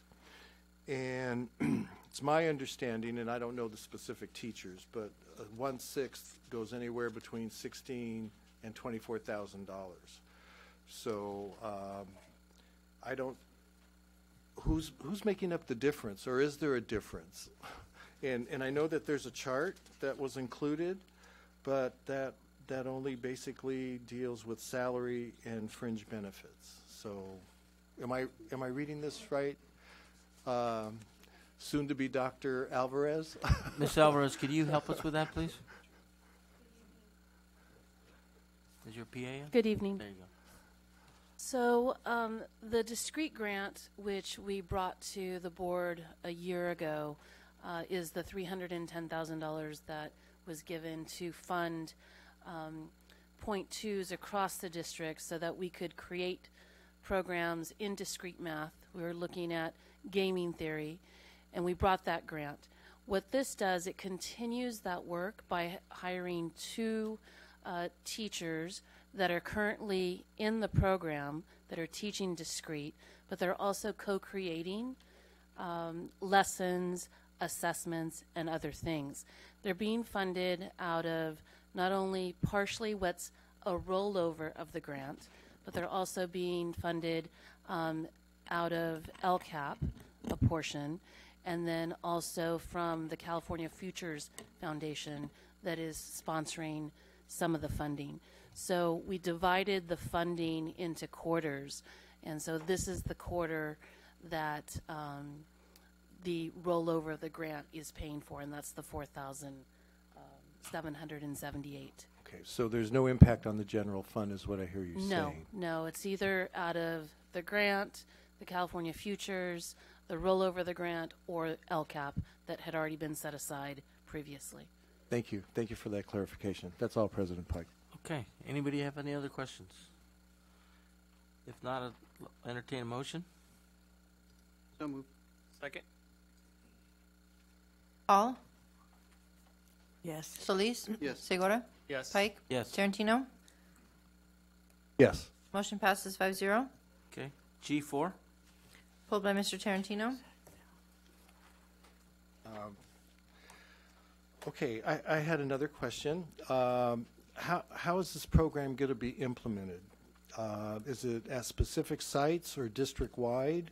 And the distribution of money, which is on page 4 of the grant. How does that, if you could explain that, Ms. Alvarez, that would be helpful to me. So the low-performing school block grant is specifically targeted towards students who are not in the unduplicated categories, such as homeless foster, low income, and English language learners. So it's students who score either at a level 1 or 2 in math or English. We had about 996 students that fell into that range. That gives us about $1.96 million. And it's using it to target across the district because, remember, this is old data. It's built on 16, 17 numbers. So what we're trying to do is mitigate the number of students that would actually qualify in the future for that funding. So we're trying to ensure that we're increasing the number of students that pass the SBAC with a 3 or 4. We're trying to decrease the number of students that fail courses, so D's or F's, or cannot meet the A through G requirements. And so with all of these, we're also trying to accelerate in the middle school, because I think that's where we have a lot of targeted supports, their reading levels. And so it's not going to be, like $20,000 given to particular sites. It's across the district for supports, ensuring that we have a strong curriculum in place, we have support for students, we have support for teachers, and then we also have the interventions necessary to ensure that students are not failing and that they're accelerating. Okay, and I guess my question on the chart on page 4, it mentions $600,000 for summer school. We're not going to segregate those students into a separate site and provide summer school for them, are we? No, or based on what you're saying, it's going to be it's all integrated. Okay. So as we brought to the board earlier in December, we'll be having summer school at 2 sites. Okay. And it'll be fully inclusive. Okay, thank you. Any other questions from the board? If not, I'll entertain a motion. I'll move approval. I'll second. Hall. Yes. Solis. Yes. Segura. Yes. Pike. Yes. Tarantino. Yes. Motion passes 5-0. G5. We have a report.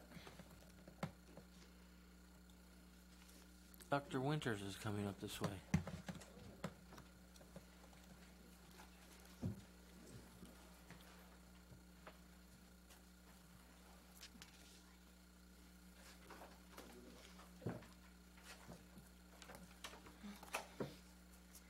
Good evening, President Pike, Dr. Janney, and members of the board.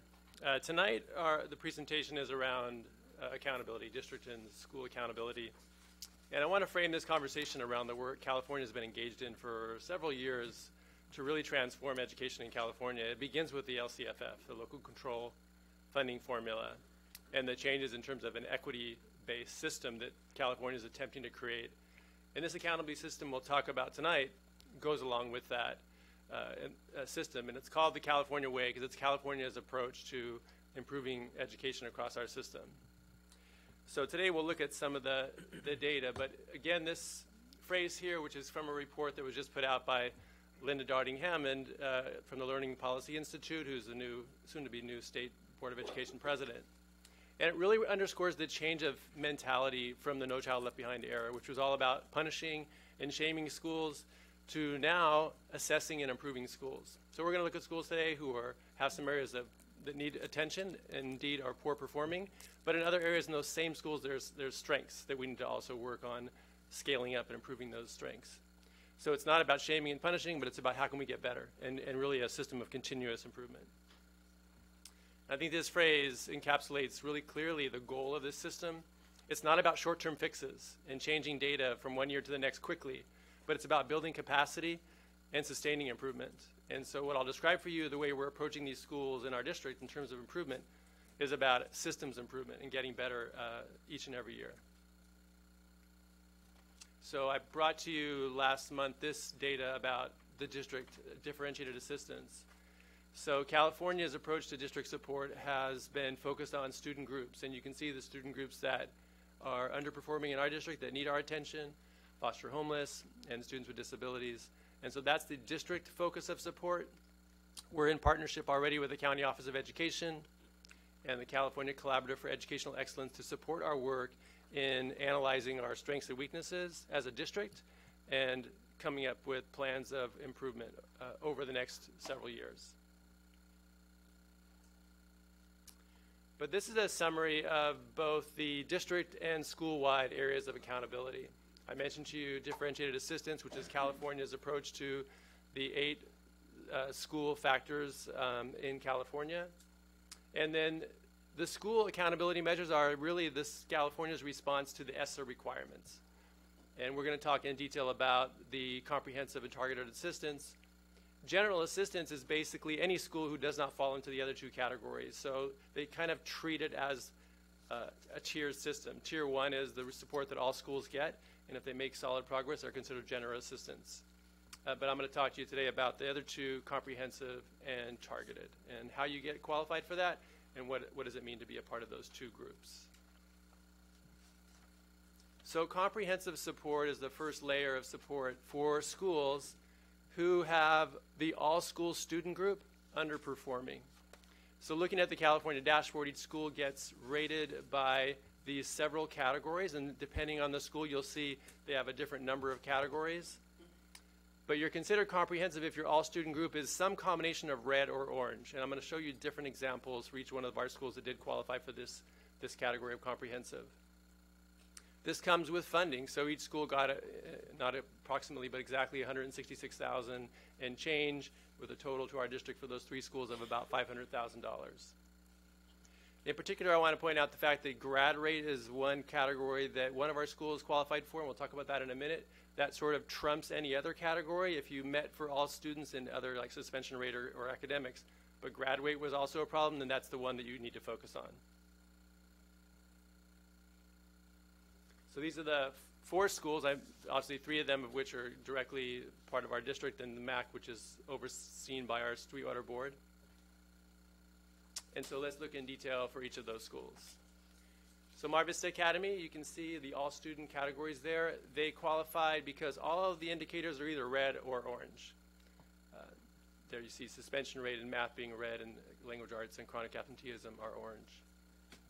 Actually, if any one of those categories had been other than red or orange, then they would not have qualified. So at this point this year, we can already see the improvement that they've made.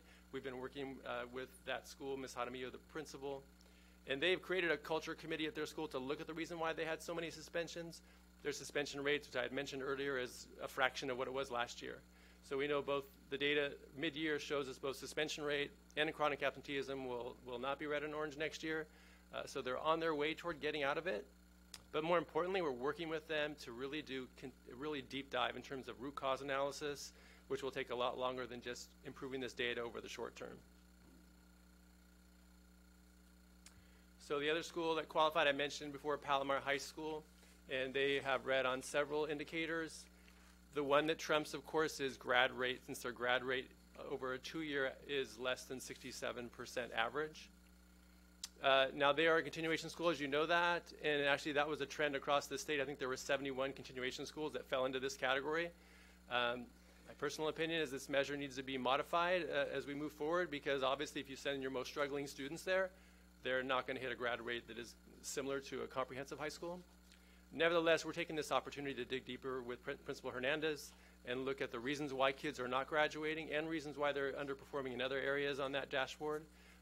So we've just begun that process with that school and look forward to digging even deeper to help them resolve some of these issues that this data indicates. So the other school, the third school, is Sweetwater Community Day School. And as you know, that school is one that serves students who tend to be expelled or suspended from our district for a short period of time. They have a very fluid population of kids that come and go at that school. And as you can see, they only had one category for which they got a color. And so they fell into the category of all their colors are red and there only being one. So it's a bit of an anomaly, but again, we're using this as an opportunity to dig deep into why their suspension rate is a problem. Again, our superficial analysis has found that they actually don't get suspended at school hardly ever, but on their bus ride away from the school is when they're getting into trouble and getting suspended. So Again, preliminary data mid-year shows that's already improving, but our goal in all three of these schools is to dig deeper than just the surface level. We really want to find out some root causes and not just address, in this case, suspension, but how are these kids performing academically in all three of our schools.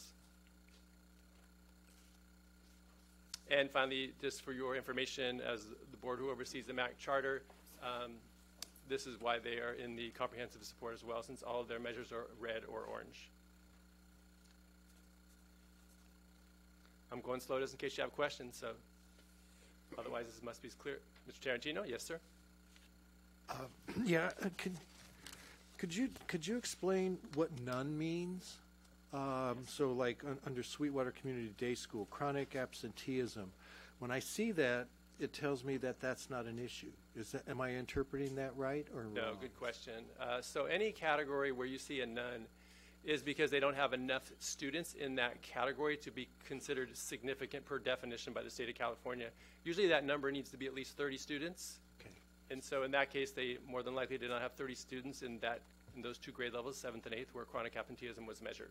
Okay, and that goes throughout the other charts that you've provided. Okay, thank you. Thank you, Dr. Winters. Great question. In fact, I cut out some of the data where there were other nuns here. Yes. For that same reason, we did not receive a color because of the lack of students. Okay, thank you. So the next group of students was targeted support. So as you know, I said comprehensive was for the all-student group. So targeted support are schools for whom the all-student groups are sufficiently strong, but because California is focused on equity, these are the schools where targeted student groups are not performing as well as the all-student group. And so these students get the benefit of writing a plan to address their problems or issues without any funds. So unfortunately, that's the case, but we do want to talk about those schools and why they were identified for alternative targeted support. So the first school, Castle Park Middle School, is because of the performance of their students with disabilities. So I highlighted that group there for the 2018 dashboard. And you can see their color combination was all red or orange. So they fell into that category of all red and orange. And in this case, for the targeted support, they had to have the same student group have problems 2 years in a row. So I just showed you on the left there that in 2017, that same student group also had all red and orange. And you can see there, that one showed chronic absenteeism is none. So that's none for a different reason, because the state did not have chronic absenteeism yet as a measure that year. So you just look at the fact they had 3 and 2 out of the 3 were red. Therefore, that's 2 years in a row for that student group. So the next school that was qualified also for students with disabilities is Hilltop Middle. And very similar to Castle Park, you can see that they were all red and orange for students with disabilities in the categories that were identified there. And that is 2 years in a row since in 2017. All 3 of the categories for students with disabilities were red. And the third school that's targeted is Southwest High School. Once again, students with disabilities were identified, but as well, homeless students were all red and orange for 2 years in a row. So you see that common thread of students with disabilities, which we see across our system as needing great support, and often foster and homeless are student groups that also need our attention. So once again, in summarizing the targeted group, we will be working with them in a similar fashion to the comprehensive schools to develop a thorough needs assessment, a root cause analysis, plans based on research-based strategies, and then monitoring and evaluating their progress throughout the school year. Here is a quick summary of the percentage of Sweetwater schools in yellow that were in either one of these categories in comparison to the county and the state of California. So I alluded to what we will do next step. The first step is for those schools who are comprehensive. We actually applied for the funding. It's automatic. We applied for it last Thursday and received verification that we will get that funding for those schools who are in the comprehensive category. And I've given you some of the preliminary plans we have in place. We just began meeting with those schools. We have Marshall District support. Here's some of the folks who are on our team that are looking to support those schools. Our goal is to build a truly collaborative process that is district and sites working closely together and marshaling all of our departments together to do the work of really digging deep into what our schools need to get better. We have a lot of processes in place. For example, we were meeting today with Dr. Perez from State and Federal, and there's a process to do needs analysis for a site plan. We've heard many times about the equity audit that's done at schools. And our goal is to integrate all of those processes together in a way that's not duplicating efforts with schools, but helping them really do needs analysis, including all of those resources, and knowing that they have the support of the district to do this work thoroughly, come up with plans that we can then help them monitor more frequently throughout the school year.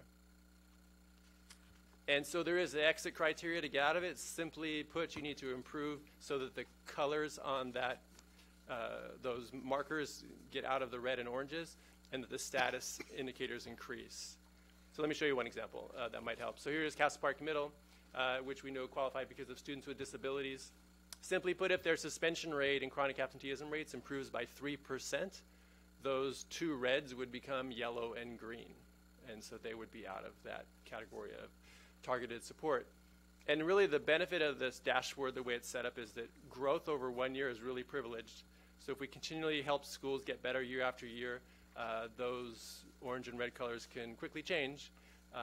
But again, our goal is long-term sustained improvement. And so we want to use this as an opportunity to build a process of needs assessment, root cause analysis, strategy selection, and monitoring that we can use not just for these 6 schools, but in the future for any and all of our schools.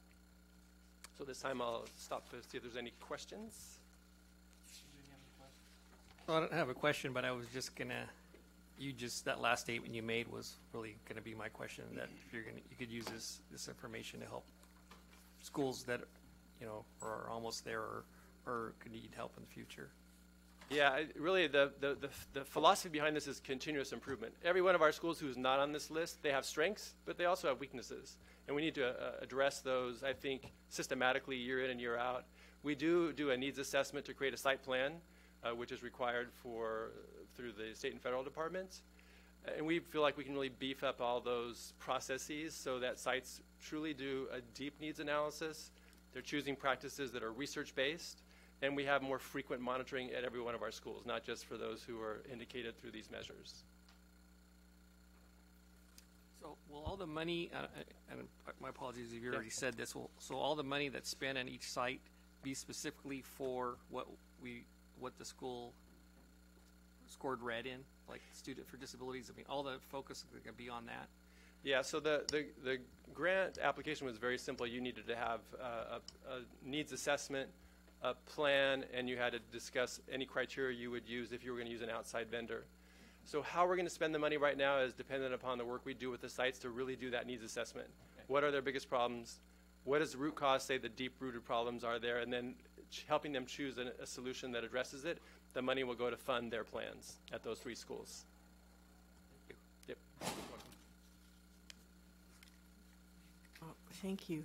I just want to say thank you for you always present things in a way that makes it understandable, and I appreciate that.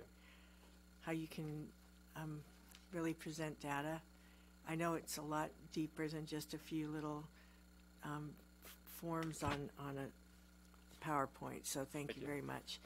One of the questions I had is taking like Southwest High, for example, where they had the homeless, for instance, the homeless component of their student body and the graduation rate and the suspension rate. Looks like they made progress with the suspension rate, but their graduation rate among homeless, and then they kind of hit with college and career in the following year after 2017. So what other impacts is there increases in, do you follow how much an increase in those populations would impact in a school, or changes in staff that maybe the relationships built with staff in 1 year, if the changes where those staff left, would that impact? Have you a way to look at that? We do. We really have a lot more data at hand to analyze the root cause, which is what you're talking about. Why does this data change from year to year?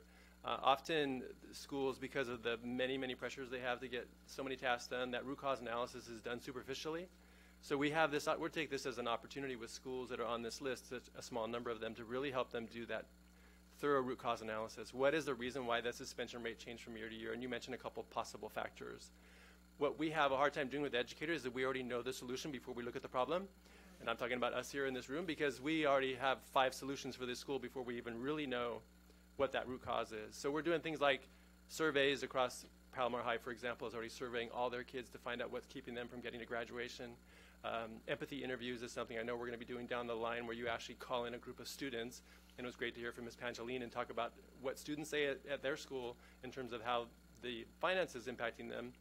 We really think we need to hear from students throughout this process to know what's working, what's not, and then use that triangulation of hard data and soft data to make the best decision possible. Thank you. Sure. Mr. Solis, go ahead. All right, thank you. Thank you, President Pike. I heard it, but I didn't hear it with regards to solutions. Yes. I know there's some schools that aren't here, so there's obviously some blue and some green. Right. Do we have like a database that shows what schools are doing well, like blue and green, so other schools that need it can go in and see what they're doing? It might be a little different need, but at least there's something there so they can look at. Do we have anything like that? Or? We absolutely do. So first of all, the dashboard, there's dashboards like you saw for those schools, for every school in the district, so we can see those strengths on a kind of an overarching level at schools that are doing well. But our data system that we've created that has some more ongoing data allows us to look more closely at schools, teachers, and PLCs who are getting better results for the same kids. There's a concept called positive deviance, where you do just that. You study the high-performing students who are in those student groups who normally underperform to find out why are they doing so much better than kids who are struggling that are similar. And so we use that as part of our process when we go to that root cause analysis and come up with solutions. We believe strongly that there are solutions within our system. Even at that some schools that are, quote, low performing, they have teachers and PLCs that are doing very well. And so it's getting across the hallway sometimes to learn from your fellow teachers. So we absolutely have that data, and we'll be a part of the process to make solutions based on successes we have right here in Sweetwater. Okay. And the other question with what was it? The Sweetwater Community Day. You say that they get in trouble when they're on the bus. Are they riding school buses, or are they on public transportation? I would assume they're school buses. I heard this from Jay Marquano, Director of Alternative Ed, who had some knowledge of the situation there, and I assume they're school bus transported. Okay. Yes, indeed. Okay. Confirmation from the board. Thank you. Thank you. Mr. Tarantino. Yeah, Dr. Winters, once we exit a school, what are we doing to ensure sustainability, that they don't fall backwards?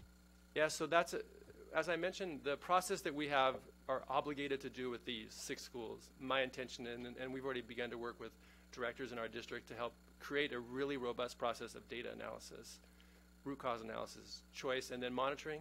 We believe that should be used for every school every year, no matter what category they're in. And so that is our intention. Remember, I started with the goal of the California state as continuous improvement. We're not going to get there in a day. You mentioned earlier that the financial situation, this is a sprint. This is not a sprint, sorry. It's a marathon, right? So, and that's really the idea, is that we continually get better at what we're trying to accomplish. And so that should be something we'll use for every school in our district. So it's embedded in the process. Exactly the idea. Thank you. Yes, thank you. Okay, continue.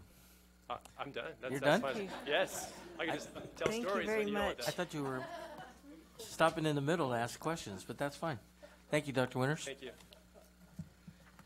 Actually need a motion to approve the funding associated with this item. I'll make that motion. Second.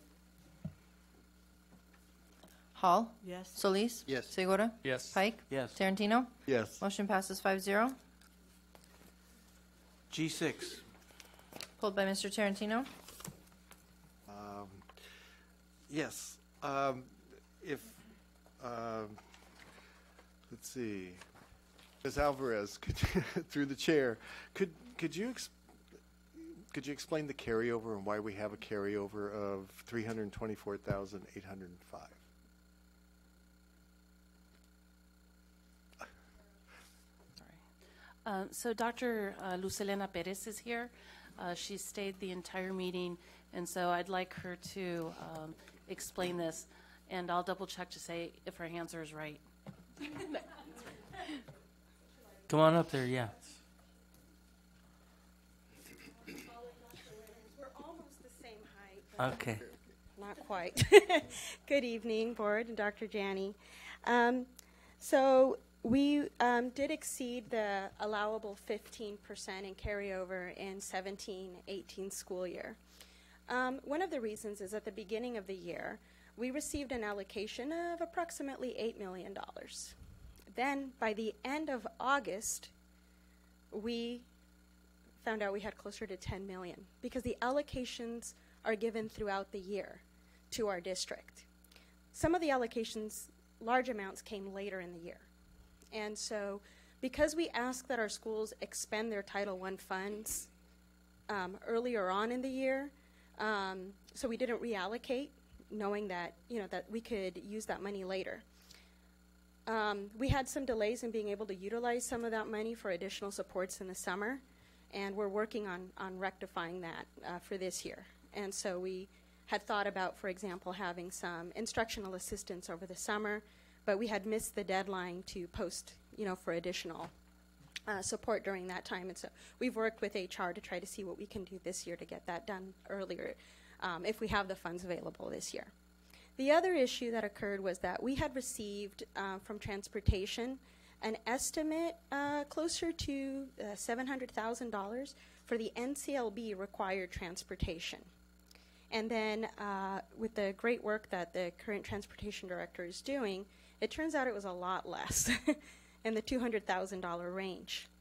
And so that wasn't discovered until around March of last year. And so for those reasons, we exceeded the allowable 15% by just a little over 3%. So it's not an outrageous amount over the 15%. What we're required to do in the CONAP is to explain how we will use that 3% above the 15%.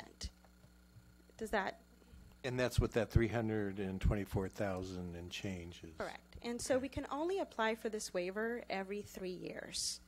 And so we need to be real sure that this doesn't happen in the future. And we have put in place, I'm meeting regularly with our new CFO, and we're watching the funding very carefully from our schools and at the district level to ensure that all the funding is spent down. There will always be carryover because we get an allocation like around August, is that correct? And September. So there's no way to have spent September money 4 months prior. So that we'll always have a little bit of carryover for that reason. Okay, thank you. Thank You're you very welcome. much. Google, was that a fact check accurate? Oh. Okay. Anything else on the CONAP? Thank you. My pleasure. Any questions or comments from the board? If not, I'll entertain a motion. I'll move approval. Second. Hall? Yes. Solis? Yes. Segura? Yes. Pike? Yes. Tarantino? Yes. Motion passes 5-0. H2. H2 is a report.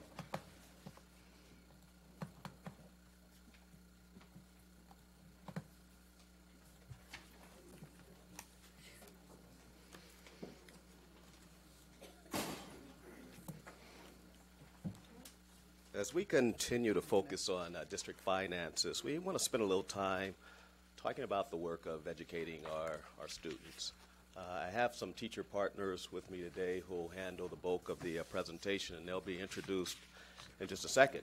This is our semi-annual update to the board on the LCAP Goal 2, the measures we've taken so far to achieve some success in these areas. And the PowerPoint is coming up. Our goal today is to provide kind of a general overview of the work done to date. We want to list in detail some of the support we're providing to our schools and some of our methods for kind of carrying this work out. And then we'll talk a little bit at the very end about some of the next steps that we want the board to be aware of. There's been a lot of questions about what this equity office consists of, and I wanted to break that down to everyone in the audience and to the board members again. I did this once before, but you can see the three areas that my office encompasses. We work on providing supports around equity. We certainly take a deep dive. We heard about deep dives. We look at culture and climate in a very specific way. And then we have programs and departments that are responsible for providing services, support services. And you can see there's a lengthy list of programs and departments listed from my office down to John Chakowski, who offers support around safety and security and a lot of things in between. So these are the programs responsible for supporting our schools as we look at providing an equitable program for the kids we serve throughout the district. I also mentioned this in the past as well. There are some key or essential elements to be aware of. Our overall goal is to create a safe and healthy learning environment. But there are three things that we consider objectives in that goal. We want to build a culture of equity, build, obviously, positive climates and cultures at those schools. And then we want to continue, Mr. Solis, you asked about exemplary practices. We want to continue promoting excellence throughout the district. This is a listing of some of the, it's not exhaustive, but these are some of the things we're doing and have done for the past 2 years, 2.5 years really, in meeting our stated objectives. You can see the information listed under building a culture of equity, positive climate, and promoting excellence. There's very little overlap with the exception of one. Our equity walks we're using for a couple of reasons, or a couple of ways. We're using that to go into sites, go into schools, and offer some guidance around what would be considered equitable practices, not only for that classroom, but for that school. And we're looking at things like programmatic objectives, achievement, as well as teaching excellence and quality. And you can see some of the other areas that are listed here with some of the schools providing that, of course, report to my office, some of the support and some of the services for students. Alta Vista Academy, Palomar Options, East Hills Academy Now, and Alternative Education. Building a positive climate, we're looking at relationships, the environment, again, teaching and learning, and making sure our schools remain safe. SWG would be the security work group trainings that John Chakowski has left. We're also doing some work, as you know, around restorative practices. Our school safety forums and our mental health supports continue to be provided to schools as well as individuals across the district. And one of the things I'll point out in the last column, promoting excellence, and again, this gets to your question, Mr. Solis, we're providing those exemplary practices by our Excellence series, which is about halfway down that list. We have teachers identified who are doing wonderful things in their classroom. So we offer after-school, they offer after-school training for the entire district. It's voluntary, and so far each of those trainings have been sold out, if you will. We've had standing room only at all the trainings that have been offered, and we will continue providing that support. This year, I think we have one more training offered, and then we'll do it next year as well. Now, we've talked a lot about some foundational components of instruction and education. And we know that culture and climate remain a strong underpinning of the work that's done in our classrooms and at our school. This has been borne out in research across the nation. It talks about the importance of having a strong and positive culture and climate at those schools. And then you'll see achievement benefits. You also, along with that, need to have a very strong message about the type of instruction. So we pair the culture and climate foundation with the effective and quality first instruction that we've been talking about. And the results that we are expecting to see will be positive and continue to grow. We also want to talk just briefly about the types of measurements. It's a little more difficult to measure the kind of work we do. And Dr. Winters a few weeks ago talked about LCAP Goal 1. He talked a lot about some of the quantitative data that we have been looking at over the past few years. I think in some of those 54 slides that he presented, there was information about the the quantitative data that we use to measure our success around suspensions, attendance, expulsions, graduations, dropouts, etc. So today we're going to focus on qualitative data more than the quantitative. We do have packets available with the quantitative data if you want to see that information. We can certainly share that and make that available to the public and anyone else who's interested in seeing it as well. And as I mentioned earlier, it's a little more challenging to measure some of the information that we are focusing on around culture, around climate, around relationships. Those are a little more challenging. But we know, as the bottom line indicates, what gets measured is what gets done. So we have to find ways to measure that information. And with some of the quantitative data that you've been exposed to and heard about, that's one way. But we also, again, want to share some other thoughts about how we can share that information or share the information with you. These are just some of the examples of the quantitative metrics. There are a couple of things that need to come off this list. I guess the last edit didn't get them removed.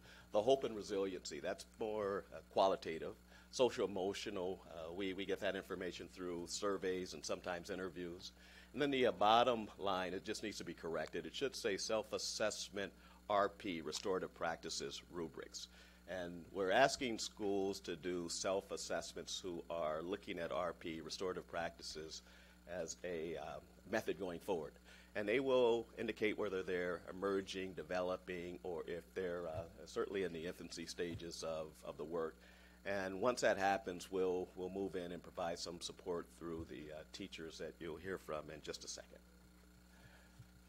Some of the qualitative methods that we'll be using and talking about or sharing some information on in just a second are collected through interviews, focus groups, surveys, case studies.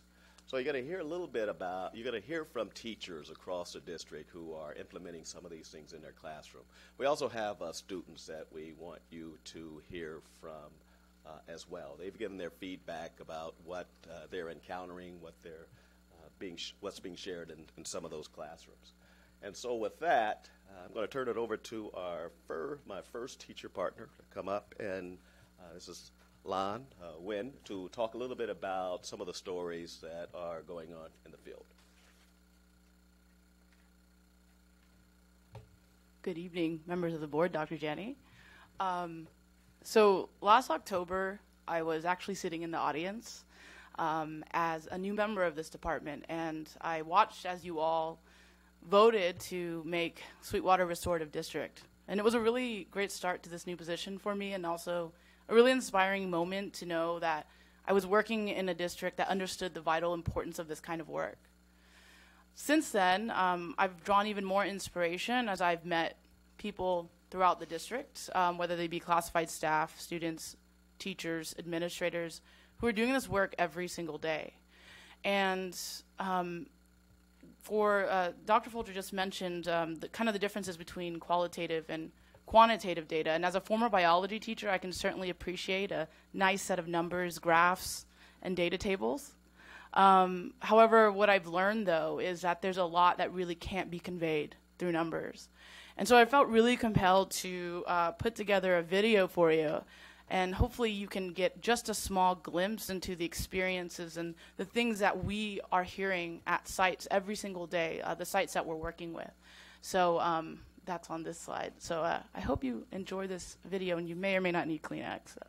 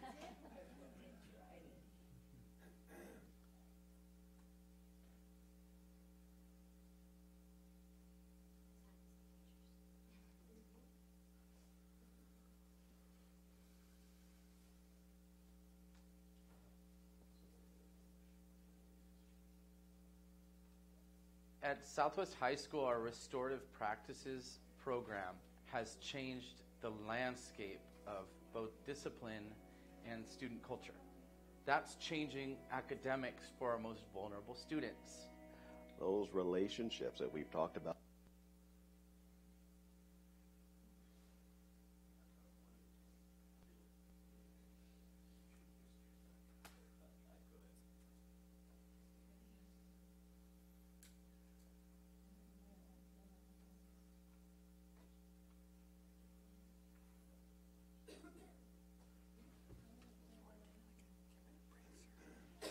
You ready to take one? Okay.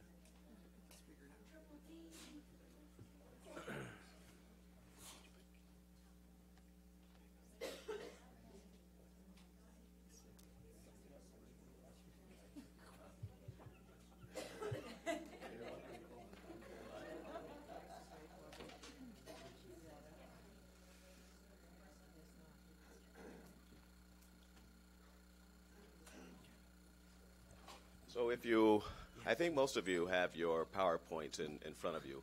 If we get the video up and running, we'll talk more about it. But after the video slide, there are some statements made by a few teachers and students who have participated in Teen Court. Why don't you come up and talk a little bit about those statements?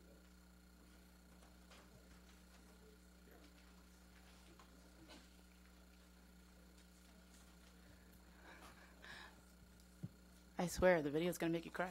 Because I've had such meaningful relationships with adults in my life. I honestly feel like I'm so much better of a person now than like I ever was at any. At Southwest High School, our Restorative Practices program has changed the landscape of both discipline and student culture.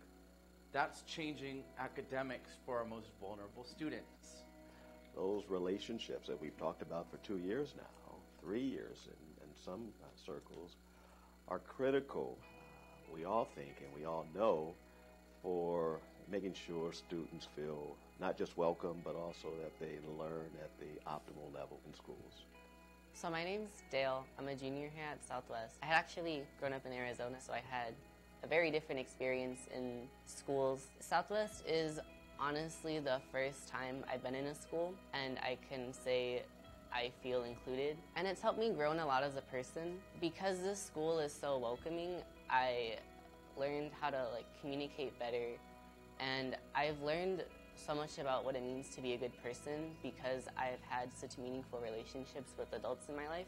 I honestly feel like I'm so much better of a person now than I ever was at any point in my life. Before we need to engage in instruction, it is necessary for us to first get to know the student, and it not necessarily takes a lot of time and effort to just say, how's your day and how's it going? And noticing human behavior, and if you see a kid walk in with their head down instead of asking where's the homework, might be a good idea to just say, how's it going? How are you doing? When I started teaching, I was very focused on academics, on making sure I went through the whole curriculum, and so I never really took time to just hang out with the kids and get to know them. And I could see that that was influencing my classroom management. I and the students did not have any relationships. They were just kind of like robots, and I wanted them to work fast. As I began going through these trainings, I started learning techniques that showed me how to treat the students. I have to get to know them. I have to build a relationship to get them to work.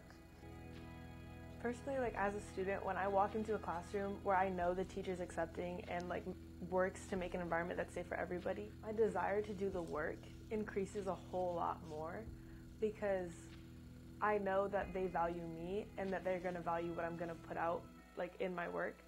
So I know that what I say in the classroom, what I have to do actually matters to them, because if I'm with a teacher who I'm not sure actually cares, I don't want to do the work because I'm just they don't care, so why should I? But if I can tell that a teacher cares about being a teacher and cares about making an environment for the students, because it's very visible and you can feel it in the room that they care, and it just makes you want to try harder. A lot of the reasons why I'm good at school now is because I've had teachers recently who actually put the work in and show that they care, and it changes just my whole mindset towards school and work and everything. eventually, when everyone realizes, you know what, this is good for everybody. It's not just like a political slogan. It is good for me to have a safe space where I can come and be genuine and deal with what I'm dealing with personally, but come here and do the best job I can. Sometimes I do a great job, sometimes I don't, but tomorrow I'm going to try and make it better than today. The students also pick up on that, and then wherever they go, whether they go to MIT or Harvard or Southwestern College or whatever, they're going to know that they're important, and then they can make a difference. And I think that's the key to having students be active and loving and caring participants of our society, where it doesn't matter what you believe, you know that I care about you, you care about me, we can come together and get things done and improve the lives of everybody. Society, in a way, expects us to be, to worry about things, to take care of people all the time, to put people first, and then you last in terms of even your emotional state. So I would say the other way around. Put my emotional state first so I can deliver efficiently to my students, and being able to control myself so the students will notice that, and automatically they also will get that. And that itself brings peace into the classroom in environment. And this peace, obviously, it is way easier to teach. It's beautiful in a way, that is the ideal setting. We've had the great fortune of being declared a restorative district. And this is not me just like trying to be positive with our board. I really think the fortune is that to know that you're backed up every step of the way in your restorative system, you know that your decisions are going to be backed up in the restorative system. There have been vast improvements in the number of suspensions that we've given this year versus the last 3. And part of that is because I'm able to take the time to process with students about what they're doing. We're able to resolve conflict in here, so we don't have fights on campus, so we don't have major issues. A lot of the staff would tell you that there's visible differences in the feeling on campus this year versus years past. Office staff will tell you, the campus assistants would tell you that. And so it's like with the work we're doing here it's affecting change in a big way. The amount of change that we've experienced in 1 year of just full implementation of this is astounding, and we still have a lot of work and room to improve. How many of you in this room have lost family members as a result of violence? Put your hands up, yeah? Yeah, many of you. I just feel very fortunate to be in a time in education where the climate culture, the mental health, well-being of ourselves as staff and students, that all those things, those factors that we know are vital to every human, not just kids, but to adults and everybody, that there's value put on that, and the value, whether it is in a department or it's in resources or trainings or just simple message from our superintendent that it's okay to do this work, that this work is the right work. Now we're able to bring this systematically to a district, to school sites, to individual school programs, and most importantly, down to kids and families. Please repeat after me. I pledge on my honor. I pledge on my honor. To be a peacemaker. To be a peacemaker. In my home. In my home. In my school. In my school. And in my community. And in my community. I am a peacemaker. A peacemaker. I am a peacemaker. A peacemaker. I am a peacemaker.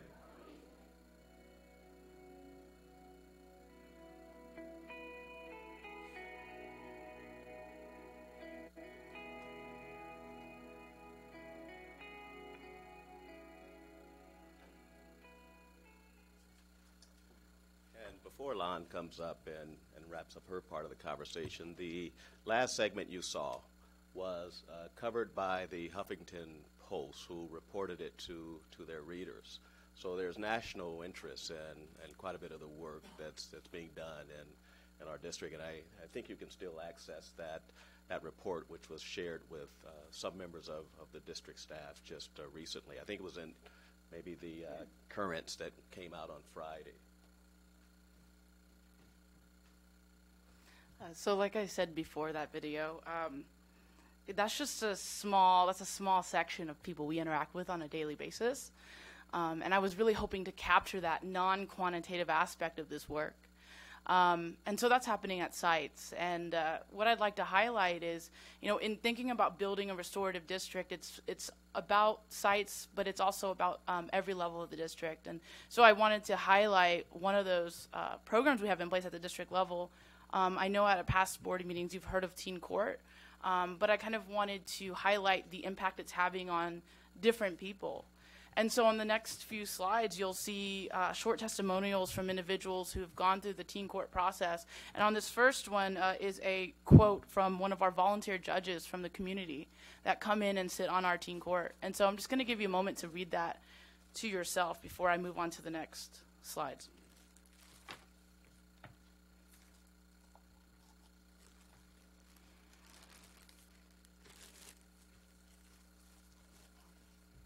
I was just told that this individual actually graduated from Sweetwater High School.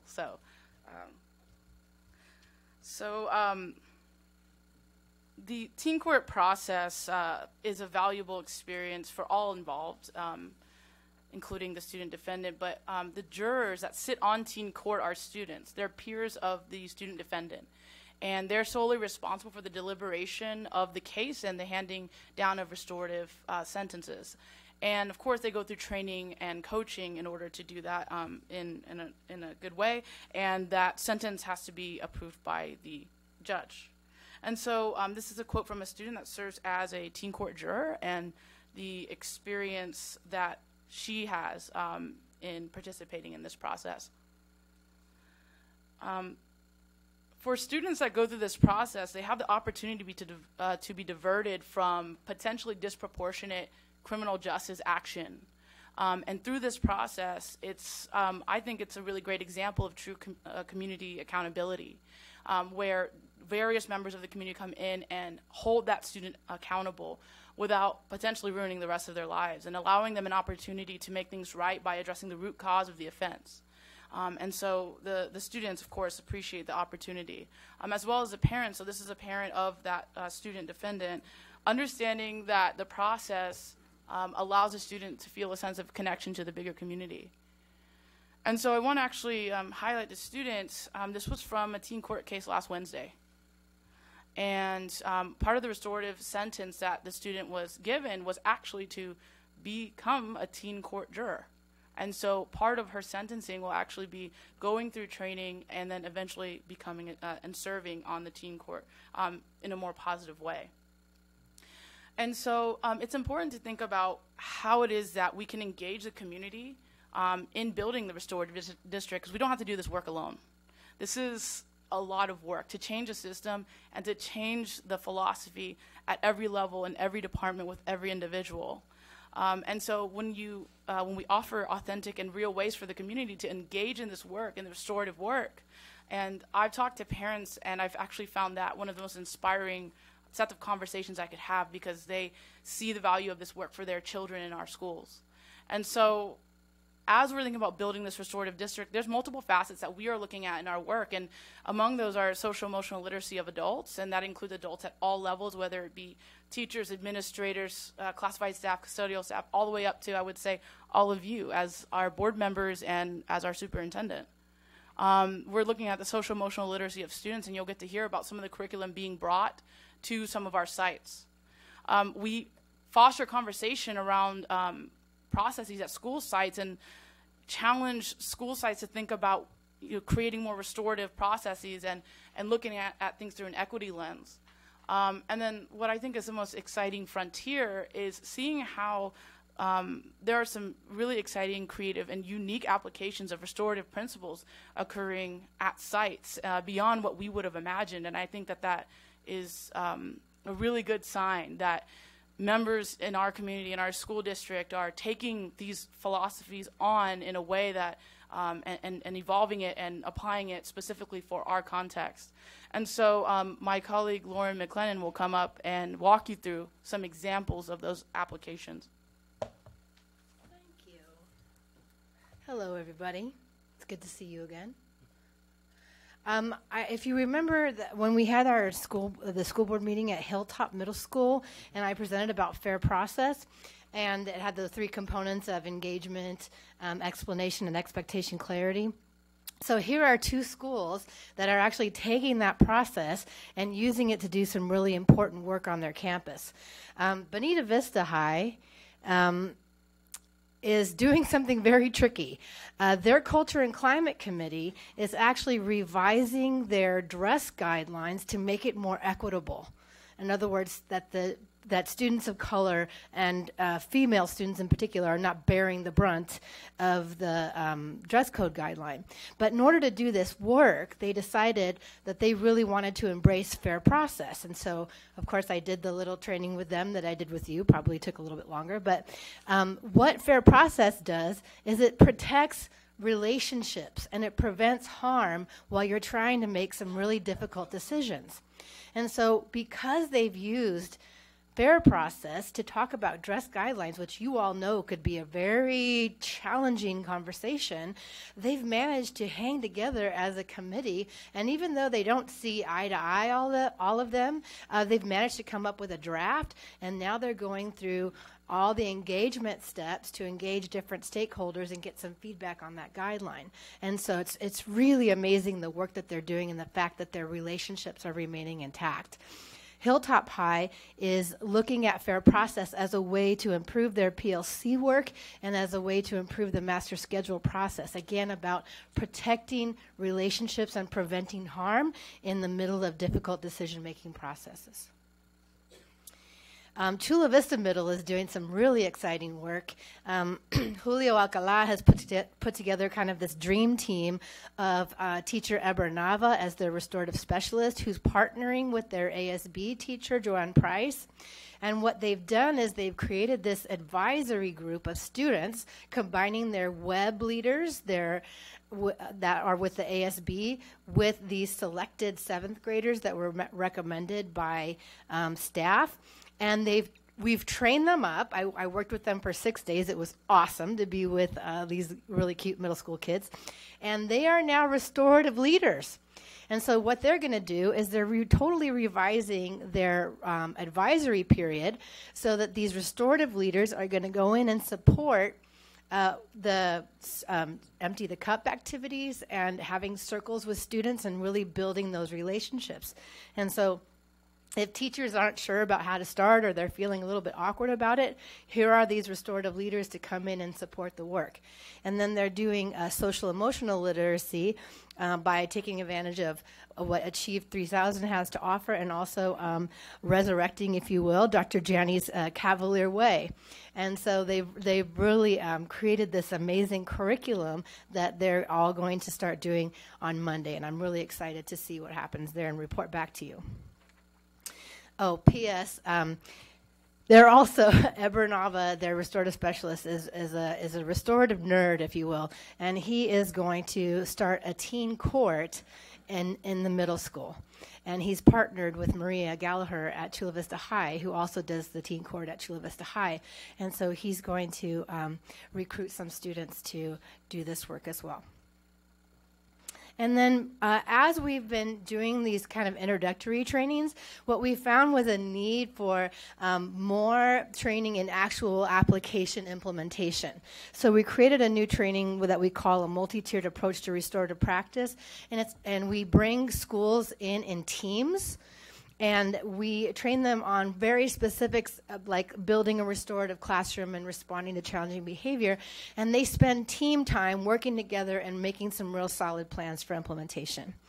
And then, of course, we want to include our parents in the restorative district. And so what we've done is we've created a parent training, and we're going to be piloting that with Mar Vista High and Sweetwater High. And then ultimately what we want to do is train parents so that they can train other parents in restorative practice. And when we discussed this idea with parents at Mar Vista High, they were really excited. They said, sign us up right now. So there's a lot to look forward to. It's too bad the darn TV cameras are off, because this is stuff that we ought to be really proud of, and we ought to really brag about ourselves because we're doing some amazing work. Next is my colleague Nikki Chigas to talk about more implementation. Thank you, Lauren. Thank you, Board, President Pike, Superintendent Janney. My name's Nikki, and you saw in the video the Tariq Kamisa Foundation is one of the things that we support in the district. I just want to show you, I know this is more qualitative because of the effects that these things are having on folks, and you saw that in the video. But here are just some numbers. Dr. Winters mentioned building capacity, and that's something that's really important to us too. That's why we have all of these trainings that we're having. We're also training folks so that they can go back to their sites and become the trainers, so that it's not just happening here at the district, and we could obviously reach more people that way. The Tariq Kamisa Foundation, TKF, is at a number of different sites. We've trained over 4,000 students already, and we have 10 educators who are in the sites that are also doing the training. And I'm not going to go into what TKF is, but we do have some information if you wanted to see that as well. But I think you're familiar with it. Another area that we have to support our educators, all the way from administration to classified staff and certificated staff, we have the National Conflict Resolution Center that comes in and does 5 different trainings with our educators. So we're going into schools, we're helping the kids, we're training the kids to be leaders. We're also making sure that the social emotional well-being of our educators and our adults in the system is also being addressed. National Conflict Resolution Center, we've hit over 500 participants, and these are adults that are coming to the district for training. And this is an area of great pride for me, no pun intended, but we do have a GSA collaborative, and GSA is Genders and Sexualities Alliance. 23 comprehensive sites in Sweetwater, and for the first time we are almost at 100% of our sites that have GSA clubs on campus. We partner with San Diego Pride. We have a brand new drop-in center, which is South Bay Youth Center, right here on 3rd. We partner with Glisten San Diego and Our Safe Place over by the trolley station. These community organizations are coming into our collaborative, which is a monthly meeting, and we travel around the district to different sites.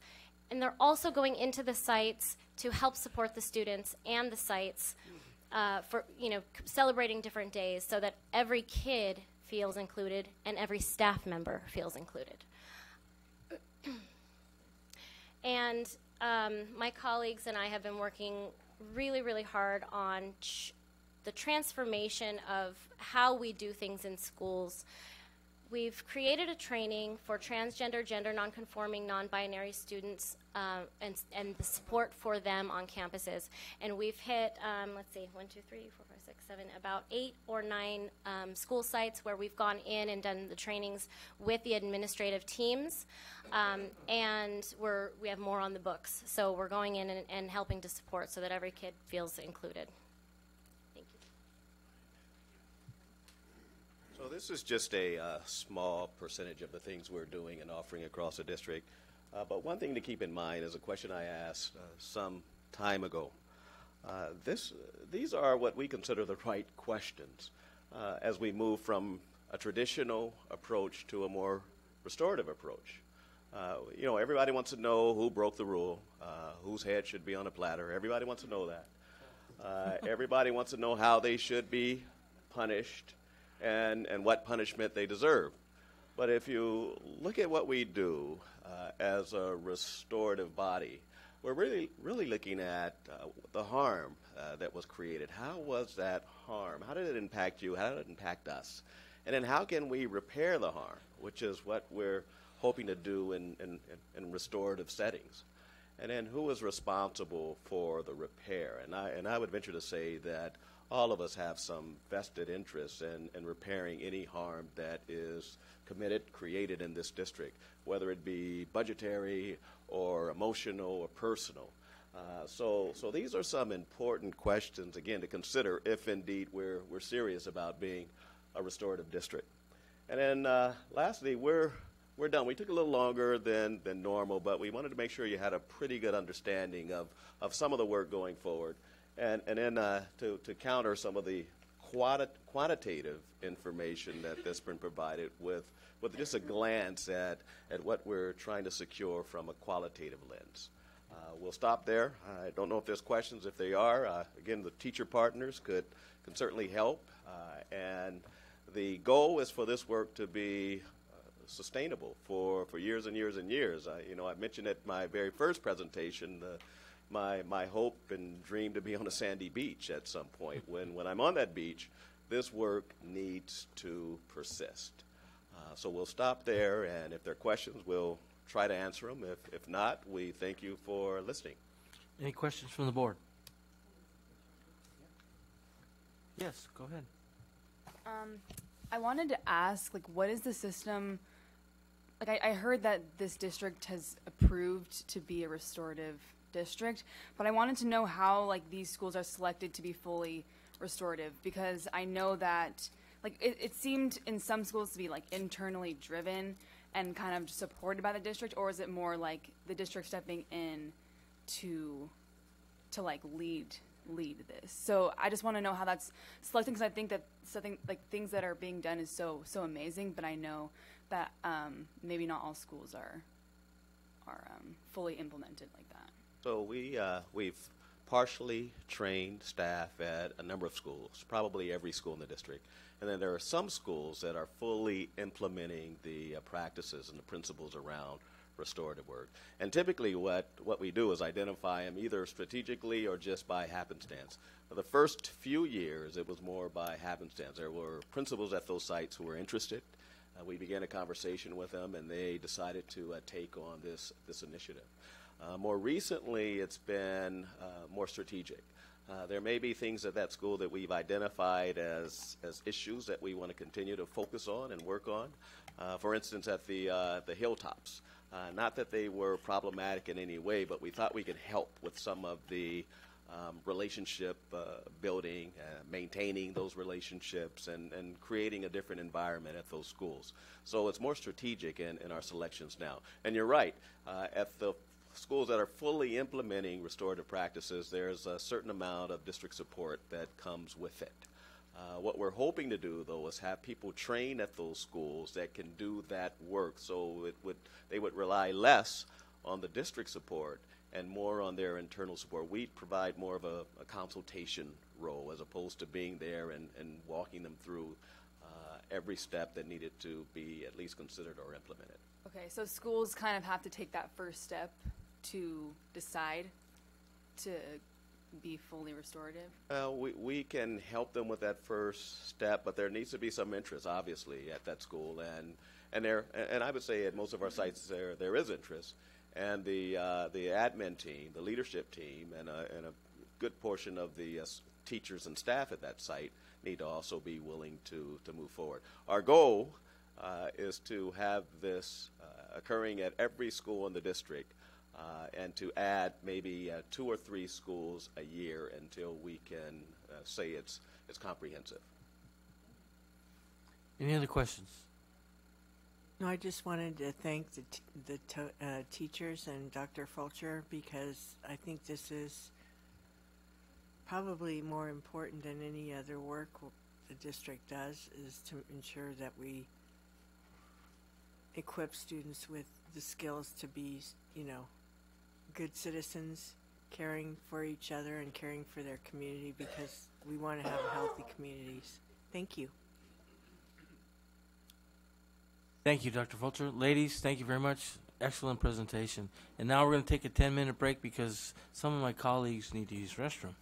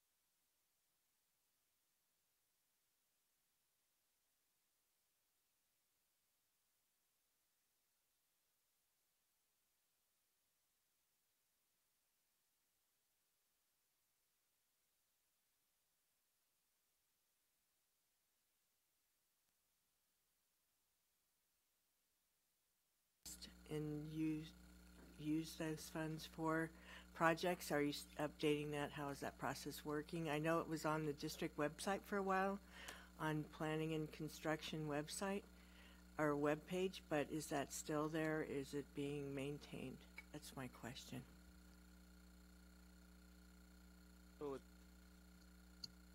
So at this, when it was completed, it was posted online. It's my understanding it's still there. I want to say it's under the finance side of the website, but it is posted. At this point, the staff is waiting for that position to be filled so we can take that and report out. Again, we're in the process of that recruitment process right now. It's vacant right now, so once you have the person in, you'll be updating that. And it'll continue on as it has been prior to her leaving the district. And that's much appreciated. Thank you. Any other questions or concerns? No? Okay. If not, I'll entertain a motion. I'll make a motion to approve item K3? K3. Second. Hall? Yes. Solis? Yes. Segura? Yes. Pike? Yes. Tarantino? Yes. Motion passes 5-0. M1. I have one speaker, Nick Marinovich.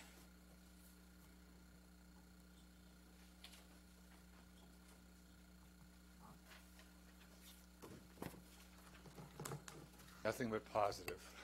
Thank you for recovering. I know it's hard to believe. Nothing. You recovered money from the contractor, which is good. That didn't perform. I wanted to take an opportunity because I didn't do it earlier. To one, she's not here. She's gone. She's retired. I miss Diane Wilderson. She did a fantastic job for Dr. Aguirre, and hopefully somebody can point out to her that at least the bond chair said thank you for your service over the many years. She was. I'll make sure she gets that information. And her successor, Colleen Curran, is that how you say that? Curran is also doing a fantastic. They didn't miss a beat with her in there, and I wanted to point that out as well. Okay. Thank you. Thank you. No further speakers. Okay. Anything from the board? Move to ratify. Second. Hall? Yes. Solis? Yes. Segura? Yes. Pike? Yes. Tarantino? Yes. Motion passes 5-0. N1. Pulled by Mr. Segura. So I just had a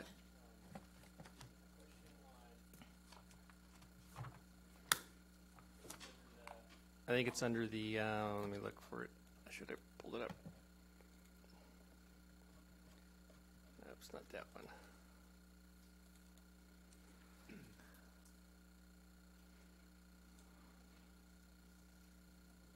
Oh, it's under the PO detail listing report. Page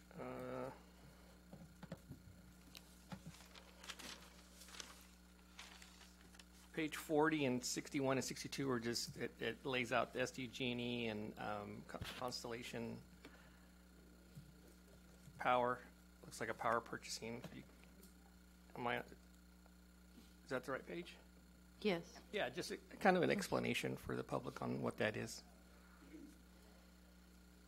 This is an example where, in reviewing the financial statements, where we want to encumber or create purchase orders for items such as our utilities. So in the years past, it has not been set up that way.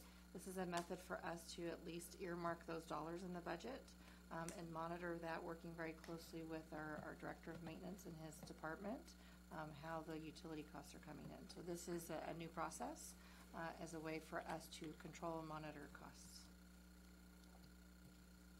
Thank you. Thank you, both of you. Good idea. Any other questions or concerns? If not, I'll entertain a motion. I'll entertain a motion to approve, and I need to recluse myself from item number 555487. Okay. I'll second. So this motion will be for the entire item except for that PO number, and then we'll take a separate vote for that PO number. Hall? Yes. Solis? Yes. Segura? Yes. No? No. You want to? Oh, this is I for thought- everything I thought but it's for that. I'm everything. sorry, you're correct. Pike? Yes. Tarantino? Yes. Motion passes 5-0. Now you would need a motion just for that PO number. So moved. I'll second. Hall? Yes. Solis? Yes. Segura? Recluse. Pike? Yes. Tarantino? Yes. Motion passes 4 yes, 1 recuse. Okay. N3. Recuse. Pulled by Mr. Tarantino. Mr. Tarantino. Yes. Recluse is a hermit. What's I noticed a couple things. First of all, we're back at 20-year guarantee for roofs. Yes, thank you for that. And then what's the difference? What is a membrane roof? It sounds, I don't know, through the chair. Doctor, whoever I'll wants to ask, answer that. Mr. Malone to see if he Mr. wants Malone. to take this one. Basically, it comes down to the type of fiber that's included, but I'll let him explain it. President Pike, Dr. Janney, Board. What we're calling for in these contracts are modified bituminous membrane, which is a built-up roof. It's basically a rock roof. It's got the rock on it. There's also the PVC roofs, which we use when the roofs cannot be seen. The roofs that we're doing now, like at Granger, you can see the roof from the street, so you don't want to have the PVC roofs there. They're kind of unsightly, and they're just replacing it like for like. Okay. All right. Thank you. Thanks. I'd never heard that term before. So that's the scientific name. Okay. What's the street name? Rocks. Rocks? Rocks. Thank you. Any other questions or comments? If not, I'll entertain a motion for N3. So moved. Second. Hall. Yes. Solis. Yes. Segura. Yes. Pike. Yes. Tarantino. Yes. Motion passes 5-0. Okay. Ms. Hall, you had some additional information that you wanted to... Are you Yes. talking this time for F3 again, to revisit F3? Well, actually, we're revisiting... This would be under board communication. And the board communications, but it'll no longer be on the thing after this. At the end, it'll be only in F3, so go ahead. Okay. I would like to have staff, I would like to request that staff bring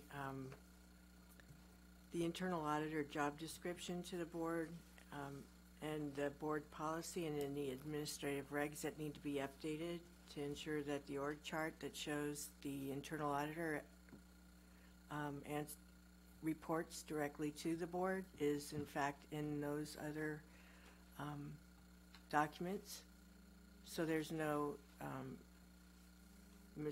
misdirection of who they report to and who they're responsible to in the future. Also,